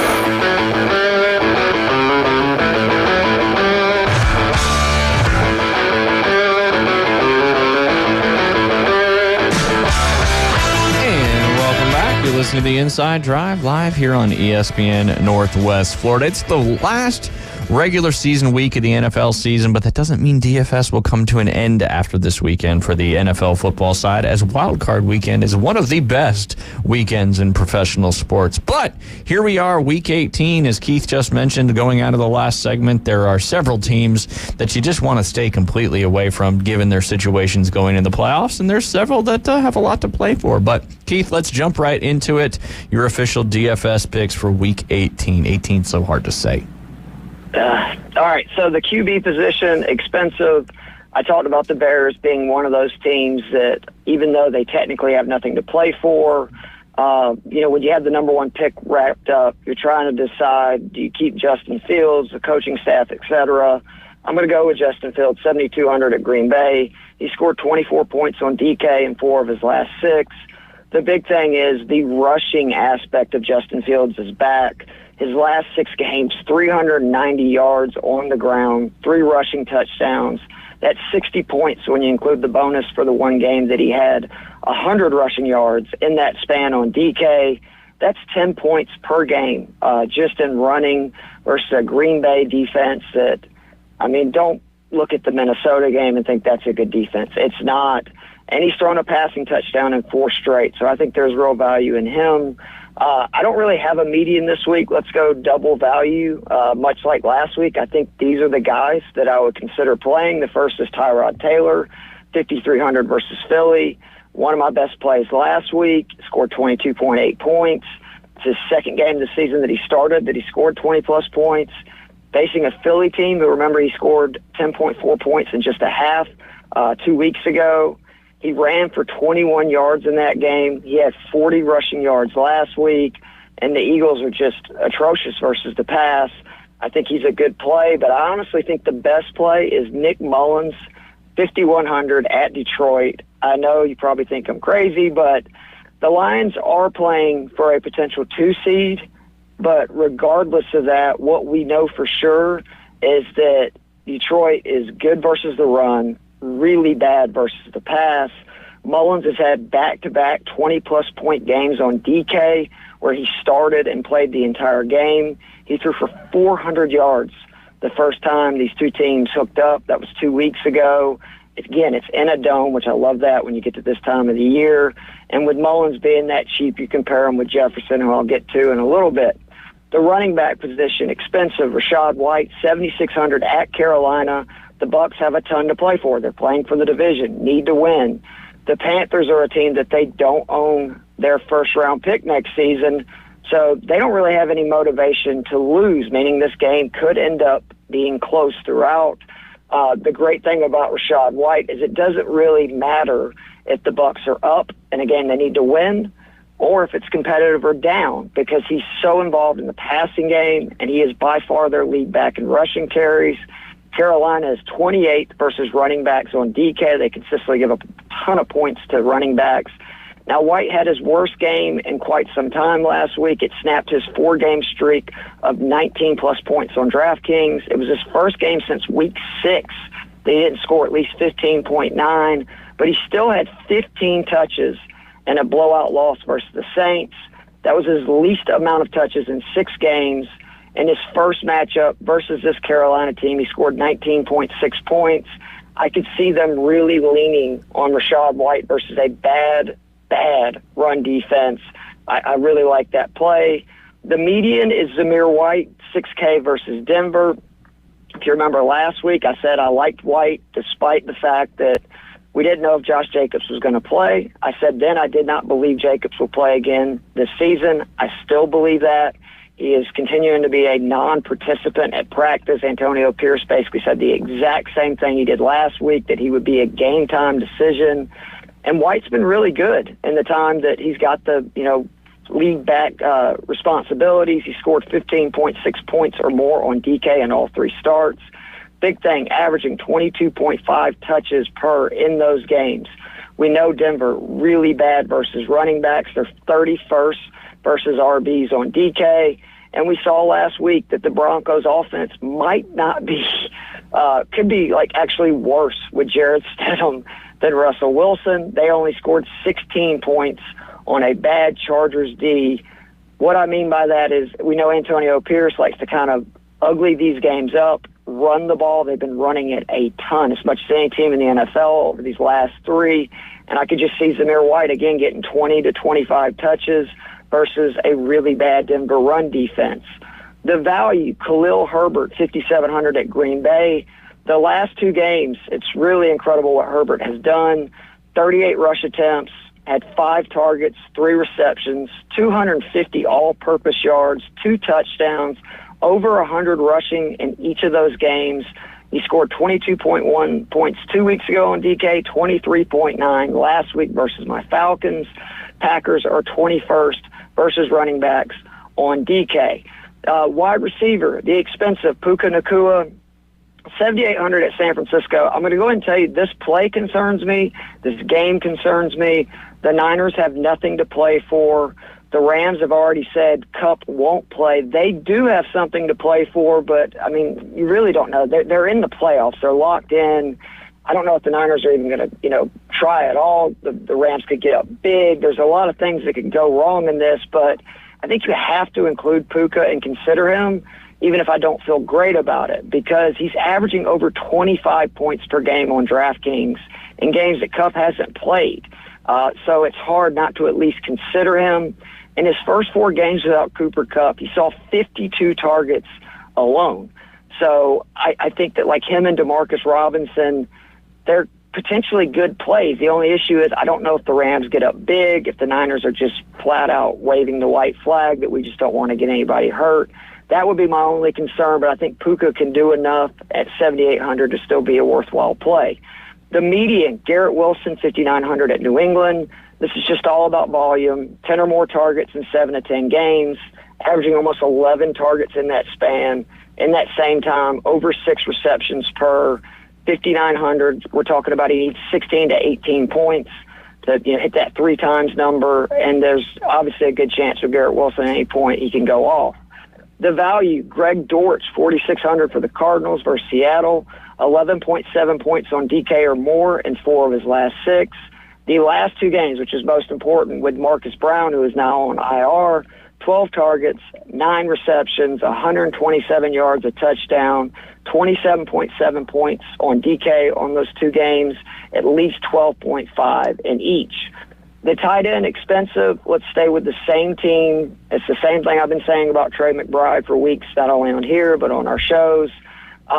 He's 6,000 versus Seattle. Seattle's 17th versus tight ends, but if you look lately, they've been giving up more and more to tight ends as the season goes on. And McBride, again, volume. At least 7 targets in 7 straight. 6 or more receptions in 5 straight games. He scored 9 points or more on DK in 7 straight. 22 points or more in 3 of those 7. He is a number 1 wide receiver with a good matchup, and he's only $6K. Same philosophy for my median play, Darren Waller, 4,700 versus Philly. Last week with Tyrod Taylor, 6 targets, 5 receptions, 51 yards. Nothing special, 10.1 points, but Philly's 27th versus tight ends. Waller, like McBride, is a de facto number 1 wide receiver, and he has a great matchup, and he's only 4,700. There's going to be some lineups this week where I have Waller in the flex for sure. The value, Johnny Moot, I believe is how you pronounce it, $3K for the Minnesota Vikings. We know TJ Hawkinson is done for the year, and the Vikings throw to the tight ends a lot. He saw 7 targets, caught 4 passes for 37 yards and a score versus Green Bay last week. But the important thing was he played 41 of the 52 offensive snaps, and even more importantly, he ran routes on 32 of those 41 plays. The Vikings' other tight end, Josh Oliver, he only played 24 snaps and ran 8 routes, meaning that Moon is going to be the guy as the pass-catching tight end in this game against Detroit, and they're 18th versus tight ends on DK. Hawkinson had a big game versus them earlier this year. The same game for my flex, expensive, Justin Jefferson, 8,500 at Detroit. I think he's probably the best value this week. If you look at the 2 full starts by Mullins in those games, Jefferson, 20 targets, 13 receptions, 225 yards and a score, 44.5 points on DK those 2 weeks, including 29.1 points versus this Detroit defense just 2 weeks ago. The median, I normally never do this, but I really like Dallas Goedert, 5,100 at New York. When there's 4 tight ends I really like, I include one of them in the flex. Since his return 4 weeks ago, 28 targets. That's averaging obviously 7 per, at least 6 in his last 3 games. 20 receptions, 4 or more in all 4 games. 178 yards, but the big thing, 118 yards the last 2 weeks. Back-to-back games of 14 DraftKings points or more. And he's been one of the few bright spots of this Eagles offense that has really struggled the last couple of weeks. The Giants are not awful versus tight ends, but I just think that they're going to look for Goddard a good bit in a game the Eagles really need. And at 5,100, again, he only needs that 14, 15 points to hit his 3 times number. The value, Darius Slayton, 4K versus Philly. This is officially my guy now. Darius Slayton has won me a lot of money the last 2 weeks. I don't know how I can ever repay him. The last 2 weeks, 9 targets, 7 receptions, 196 yards, 2 scores. But the big thing, in the 6 quarters that he played with Tyrod Taylor, who is going to be the starter, he had 5 receptions, 181 yards, and 2 touchdowns in just 6 quarters. We know Philly is really bad versus wide receivers. They're dead last versus them on DraftKings, and we saw in that matchup 2 weeks ago, literally on 1 play, he had a 75-yard touchdown from Tyrod Taylor. I just think Slayton at 4K is still a really good value and too good to pass up. But those are my favorite DK plays for, sadly, Week 18 of this NFL season. Week 18, indeed, and you've certainly been on fire, that's for sure. I edged you out just slightly in that one Group 1 we're in, but I returned the favor from the previous weeks. And if CMC wouldn't have got hurt last week, you probably would have... We would have cleared some cash, that's for sure. But that happens. I could not believe I won $500 in a single entry with CMC, which that's when you know you're on fire, as you spend $9,300 on a guy that was off to a great start, but then gets injured, and you get nothing out of him, and still was able to more than double my entry. So was very happy with that. And I think that, just to remind people, this week is really difficult. if you're, especially like for cash games. And I think that the next 2 weeks are actually two of the best weeks of the year because we know a lot about these teams. You know, there's only going to be 8 teams involved, I believe. Next week you'll have, 16 next week, and then 8 the week after, or 12, and then 8 the week after. It's going to be, just some real opportunity to win some money in cash games. And again, that single entries, 50-50s, which I highly recommend. That's all that people do. Yeah, absolutely. So I'm going to put you on the spot and ask you a couple questions. So you're playing in your fantasy championship, and your running backs, they're out. They're not playing because they're being rested. Who are some of the folks that you would go after on the waiver wire if people haven't already? You should have hopefully already, but if they're still potentially out there, I'm going to throw one out there to start, and I would stay away from Elijah Mitchell for the Niners if you're looking for a replacement for McCaffrey. And I would go with Jordan Mason simply because Elijah Mitchell is the second back for the Niners, and they're going to need that depth in the playoffs. So I think you're going to see a heavy dose of Jordan Mason coming up on Sunday against the Rams. Or what are some others that you may look at, Keith, to replace some of those players that have got you to where you are? Well, again, you want to go back and look at the teams that have basically clinched everything. So I'm looking at the Ravens, and I know this is going to sound insane, but you can look at their backs, and anybody but Gus Edwards to me has a great chance to have a good game. Kareem Hunt is probably someone who is available. Again, the Browns are another team that Jerome Ford is the guy that if they're going to just completely rest somebody, he's going to be the guy. Clyde Edwards-Helaire is probably out there. I don't know why the Chiefs would, risk Pacheco, who I think is the most important piece to them potentially winning a Super Bowl this week with all the injury issues he's had the last couple of weeks. And I could completely agree with you on the Niners saying I would stay away from, again, a team that has nothing to play for. It's really hard for me to put any hard-earned money on a team that you have no idea what they're going to do. It's just so much, I think, easier to predict, which that's exactly what DFS is, gambling, all this stuff, right? Is we're trying to predict what is going to happen with the data in front of us. And there's no data for these teams. Some teams may go out and they may play their guys, right? They may just believe that they want to end the season on a high. And that's teams that are in the playoffs and have no playoff shot. But there's teams that have something very important on the line. And those are the teams that I would try to find the best players from those matchups and not take a chance with some of these others. Yeah, absolutely. It's definitely makes the leagues that go all the way through 18 a little more exciting, a little more strategery has to go into there. Keith, week 18, let everybody know how to find out all your awesome information you put out there all over the social media world. You got it. You can find me on Twitter/X at Keith Fleming. That's KeithFleming. We'll still be doing football content for both Fantasy and Frames and Fantasy Six Pack through the Super Bowl. But don't worry, once football season ends, we'll get right back into golf.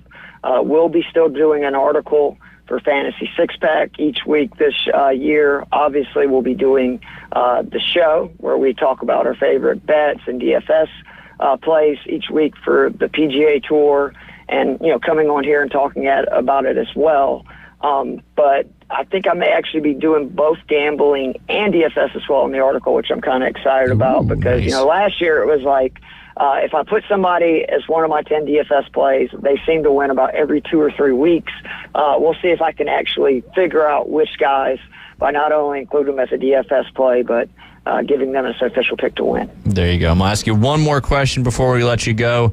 $1 million on the line. You have 2 options. An 8-foot putt. It's gently uphill, and it's got a very gentle right-to-left break.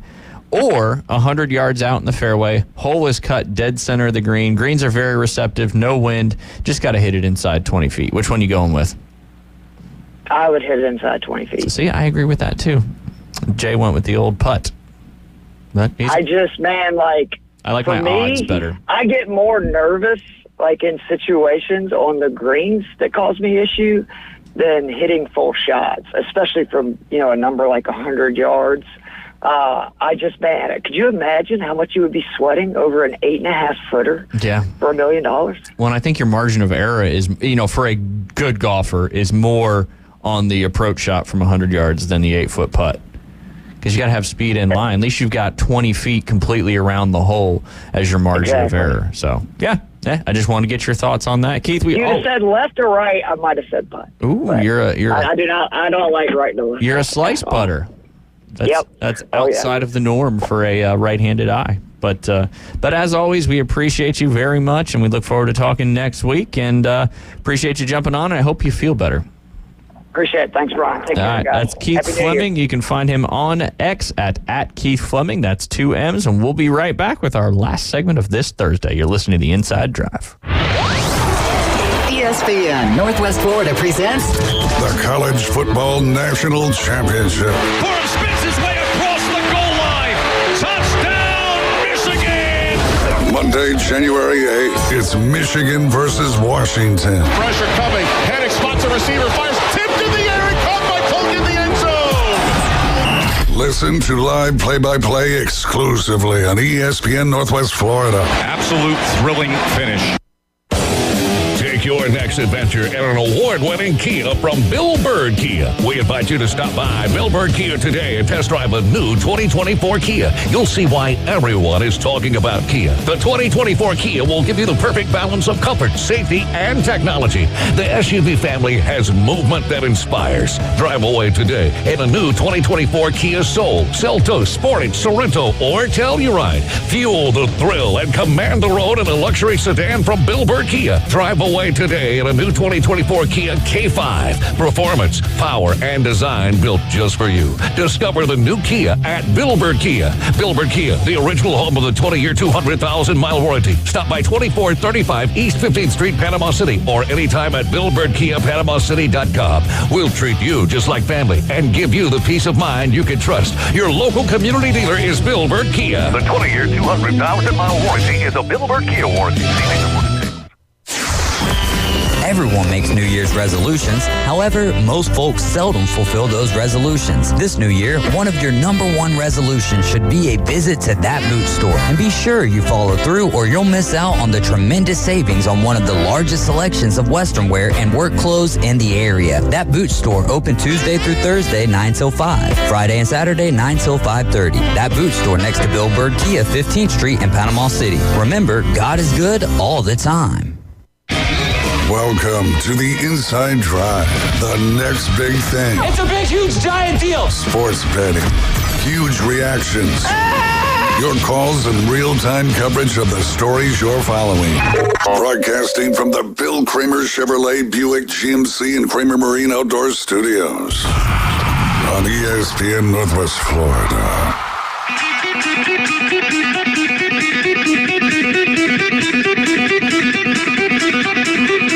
And welcome back. We appreciate you tuning in on this Thursday afternoon. You are listening to the Inside Drive live here on ESPN Northwest Florida. Getting ever so closer to these Week 18 games, which mean nothing for some and a lot for others. And I want to dive into these scenarios that are left over for some teams that still have an opportunity to make the playoffs. And some need help, some don't. Some can clinch it on their own. Some are just completely out of it. And it'll be interesting to see where the draft ends up, especially the whole Justin Fields situation. I think Fields stays, and I think they load up with some of those draft picks. I know Marvin Harrison Jr. is already ready for him to go play again with Justin Fields, I believe. I'll go into the NFC Pro Bowl stuff tomorrow when Mr. Henley's back. Maybe he'll play us another ditty tomorrow. We'll see how that goes. But yes, as the current standings lie, I keep clicking away from that. As the current standings lie, you would have, as we already know, this is going to be either way, the Ravens and the Niners, each with a first-round bye and the number one seed home field throughout their conference playoffs on each side. If it were to end right now, you'd have the number 2 seed Miami Dolphins hosting the number 7 seed Indianapolis Colts. Shane Steichen doing some wonderful stuff down there. Obviously, he was a big part of that Philadelphia success last year because that is the common denominator. You'd have the number 3 seed Kansas City Chiefs taking on the number 6 seed Buffalo Bills. The number 4 seed Jacksonville Jaguars taking on the number 5 seed Cleveland Browns. Over on the NFC side, Dallas Cowboys in that 2 spot taking on the number 7 seed Green Bay Packers. Number 3 seed Detroit Lions taking on the number 6 seed Los Angeles Rams.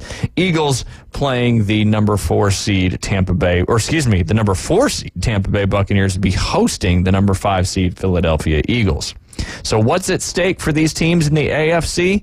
The 9-7 Texans, they have an opportunity to clinch the AFC South with a Houston win or Jacksonville loss and tie.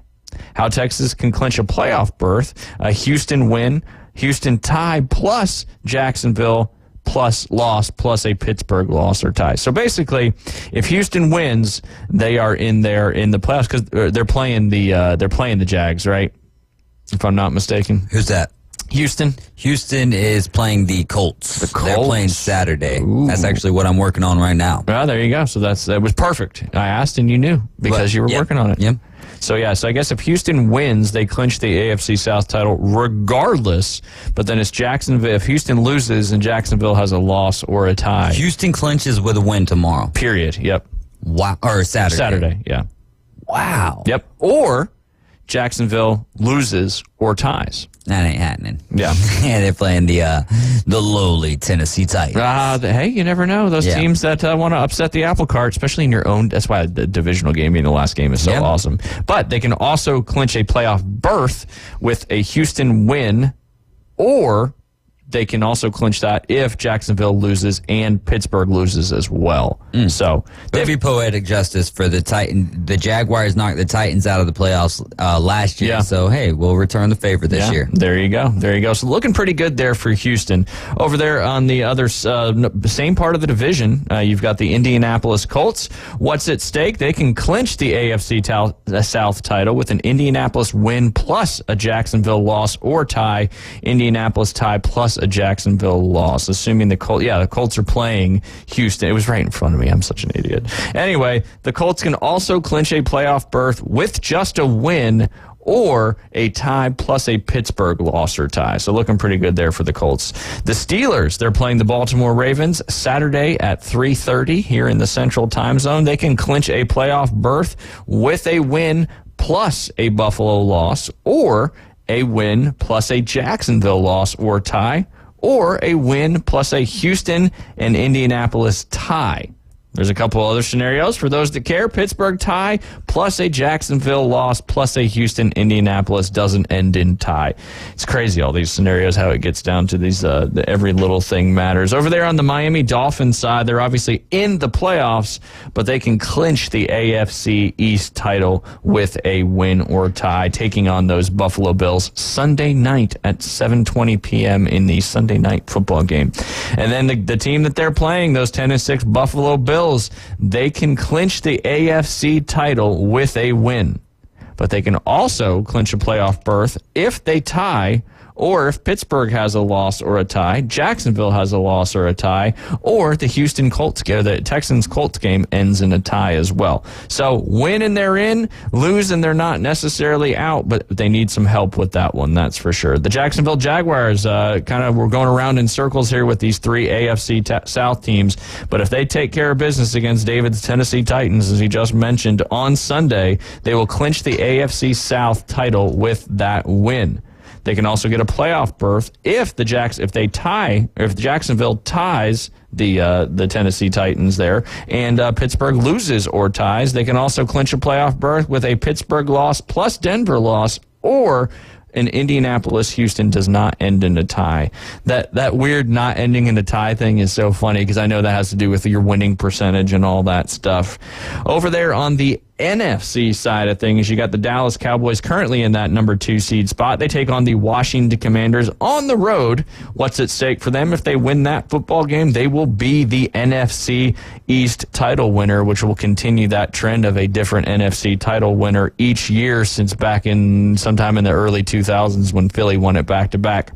They can also clinch the NFC East title with a Philadelphia loss, or Dallas ties and Philadelphia ties. So that could certainly happen there, but looking pretty good for those Dallas Cowboys in that number 2 seed. For the 8-8 Tampa Bay Buccaneers, if they win, they're in. They clinch the NFC South with a win, or they can also clinch that NFC South with a tie plus a New Orleans loss or tie. They can also just clinch a straight-up playoff berth with a tie plus a Seattle loss plus a Green Bay loss or tie. So pretty much just take care of business and win the football games you need to win. Atlanta, crazy enough, at 7-9, can make the playoffs as they are taking on the New Orleans Saints this Sunday at 12 p.m. That'll be the CBS game right here in our market. Not sure if it's going to be on ESPN Northwest Florida, but tune into the afternoon Underdogs, and David Hayes will let you know all the games that will be aired right here on ESPN Northwest Florida. You don't have to tell them, just tell them. Okay. Just listen to David later. And you just listen to yourself later. Yeah, just listen to David later, and he'll let you know. But yes, the Atlanta Falcons can actually win the NFC South title with a win plus a Tampa Bay loss there. And I'm trying to think of what would be more. It's easy. I was going to say what would be more wild out of the Atlanta Falcons winning the South or the Houston Texans winning the South, but that's easy. The Texans, rookie coach, all of that good stuff. Man. But yeah, for anyone who comes out on top in the NFC South, that's just an interesting dynamic, and it should have been the Saints. But kudos to the Falcon or to the Buccaneers and Baker Mayfield mainly for He did a lot to get his team in this position. Yeah. But yeah, the Falcons very quietly, sometimes loudly, and a lot of ugly mistakes along the way. But the fact that they even have an opportunity here is quite amazing. Like Travis said yesterday, it's kind of one of those. I know he said he doesn't want his Saints to win because he'd rather see his coach get replaced than make the playoffs, where they'll most likely go on to lose. But yeah, the tough part for the Falcons is the Bucs have to lose to Carolina on Sunday in order to have a shot, and they have to beat the Saints as well, and it's in the Caesars Superdome over there in New Orleans. So definitely the least likely of the 3 teams still involved in the NFC South. And then over to those 8-8 New Orleans Saints. They win, they beat the Bucs. They're the NFC South title winner there, and they can also clinch a playoff berth if New Orleans wins plus a Seattle loss or tie plus a Green Bay loss or tie, a New Orleans tie plus a Seattle and Green Bay loss. So a couple different scenarios for the Saints to get into the playoffs should they not take care of business against the Buccaneers there. Over there to the Philadelphia Eagles side, we kind of already talked about it because of the Dallas Cowboys, but they've already clinched a playoff berth. They're 11-5. They're taking on the New York Giants in MetLife Stadium at 3:25 this Sunday coming up. They clinch the NFC East title with a win, and Dallas has to lose to the Commanders. They could also tie that game and Dallas lose to the Commanders, and they win the NFC East. Like I said, they're already in the playoffs. The Seahawks over there at 8-8, they have not clinched a playoff spot yet, but they can clinch a playoff berth with a Seattle win plus a Green Bay loss or tie, a Seattle tie plus a Green Bay loss plus a Tampa Bay loss or tie, and they can also tie the game, have Green Bay lose, and New Orleans lose or tie. So a few different scenarios again, but then they can just go ahead and clinch that playoff spot if they win and the Packers lose to the Bears. And I know the Bears are going into Lambeau Field on Sunday at 3:25 trying to make a statement there. Justin Fields came out and said there's not a whole lot to do in Green Bay except watch football, in reference to Lambeau Field being very, very loud. So that Bears-Packers has always been just such a fun rivalry. But getting to those Green Bay Packers, they can clinch a playoff berth if they just beat Chicago. Again, that's Sunday at 3:25. There's a couple other scenarios they can get in there with, and that is a Green Bay tie plus a Seattle loss or tie plus a New Orleans loss or tie. They've got a bunch of other scenarios, but again, if they just win, they are in. The Minnesota Vikings also have a chance to get into the playoffs at 7-9 with Nick Mullins at the helm. Detroit, they are taking on Detroit. That's going to be 12 p.m. Eastern time or 12 p.m. Central time on Sunday. They can clinch a playoff berth. They have to win in order to do it, but they also need some help. They need a Green Bay loss plus a Seattle loss plus a Tampa Bay loss, or Minnesota win plus a Green Bay loss, Seattle loss, and New Orleans loss. A lot of stuff has to happen for those Minnesota Vikings to make the playoffs, which makes sense because they are 7-9 going into that. Who do you think's most likely to catch that NFC South? Most likely. Falcons have the least likely opportunity. No. Falcons, who do they have again? Saints? Falcons play the Saints. And then the Bucks play the Panthers. So the Bucks. Yeah. I think that's the easy one. Because if the Bucks beat the Panthers and the Saints beat the Falcons, then the Bucks win. Yeah, the Bucks. All they've got to do is beat the Carolina Panthers. Yeah, so I like the Bucks. All right, let's flip it over to the AFC South side. You've got 3 opportunities. We kind of went through all the scenarios there. You got the Jags, you got the Colts, and you got the Texans all vying for that AFC South title and a potential other playoff berth in there as well. What you liking in that one? Obviously, the Texans play the Colts Saturday night football. That'll be at 7:15 p.m. And as David did mention, that is going to be part of your programming schedule here on ESPN Northwest Florida. And then you've got the Jacksonville Jaguars with their opportunity. They're taking on David's Tennessee Titans. Who do you like? Who do you think's got the best, most likely to win that AFC South title? I'm not sure. I think Trevor Lawrence is scheduled to play. I know he's still nursing that shoulder injury. He didn't play last week, but it didn't really matter for the game against those Carolina Panthers. I think that I think the Colts end up winning this Saturday with them being at the house. So I like the Colts to win, and I like the Jaguars to win. So, again, I don't remember all the scenarios. Indiana wins the AFC South with the win over Houston. Indianapolis wins the AFC South. Yep. So if the Colts, whoever wins. Oh, sorry. I read too quick. Indianapolis wins plus a Jacksonville loss tie. So I like the Jaguars to win the South. Yeah, there you go. Because the Jags win, they're the ones in. And they can also tie, and Indianapolis and Texans tie as well, and they'll get in as well. Yeah, Jacksonville's definitely the favorite to get into that one for sure. But like you said, your Tennessee Titans could get some revenge in that one. We appreciate you hanging out with us today on the Inside Drive. Proud of Jay for playing a little bit of guitar there in that first segment, and we'll be back tomorrow to do it one more time before this Week 18 weekend gets kicked off. Have a great afternoon. Go play some golf. Go visit one of our awesome sponsors. We'll see y'all tomorrow.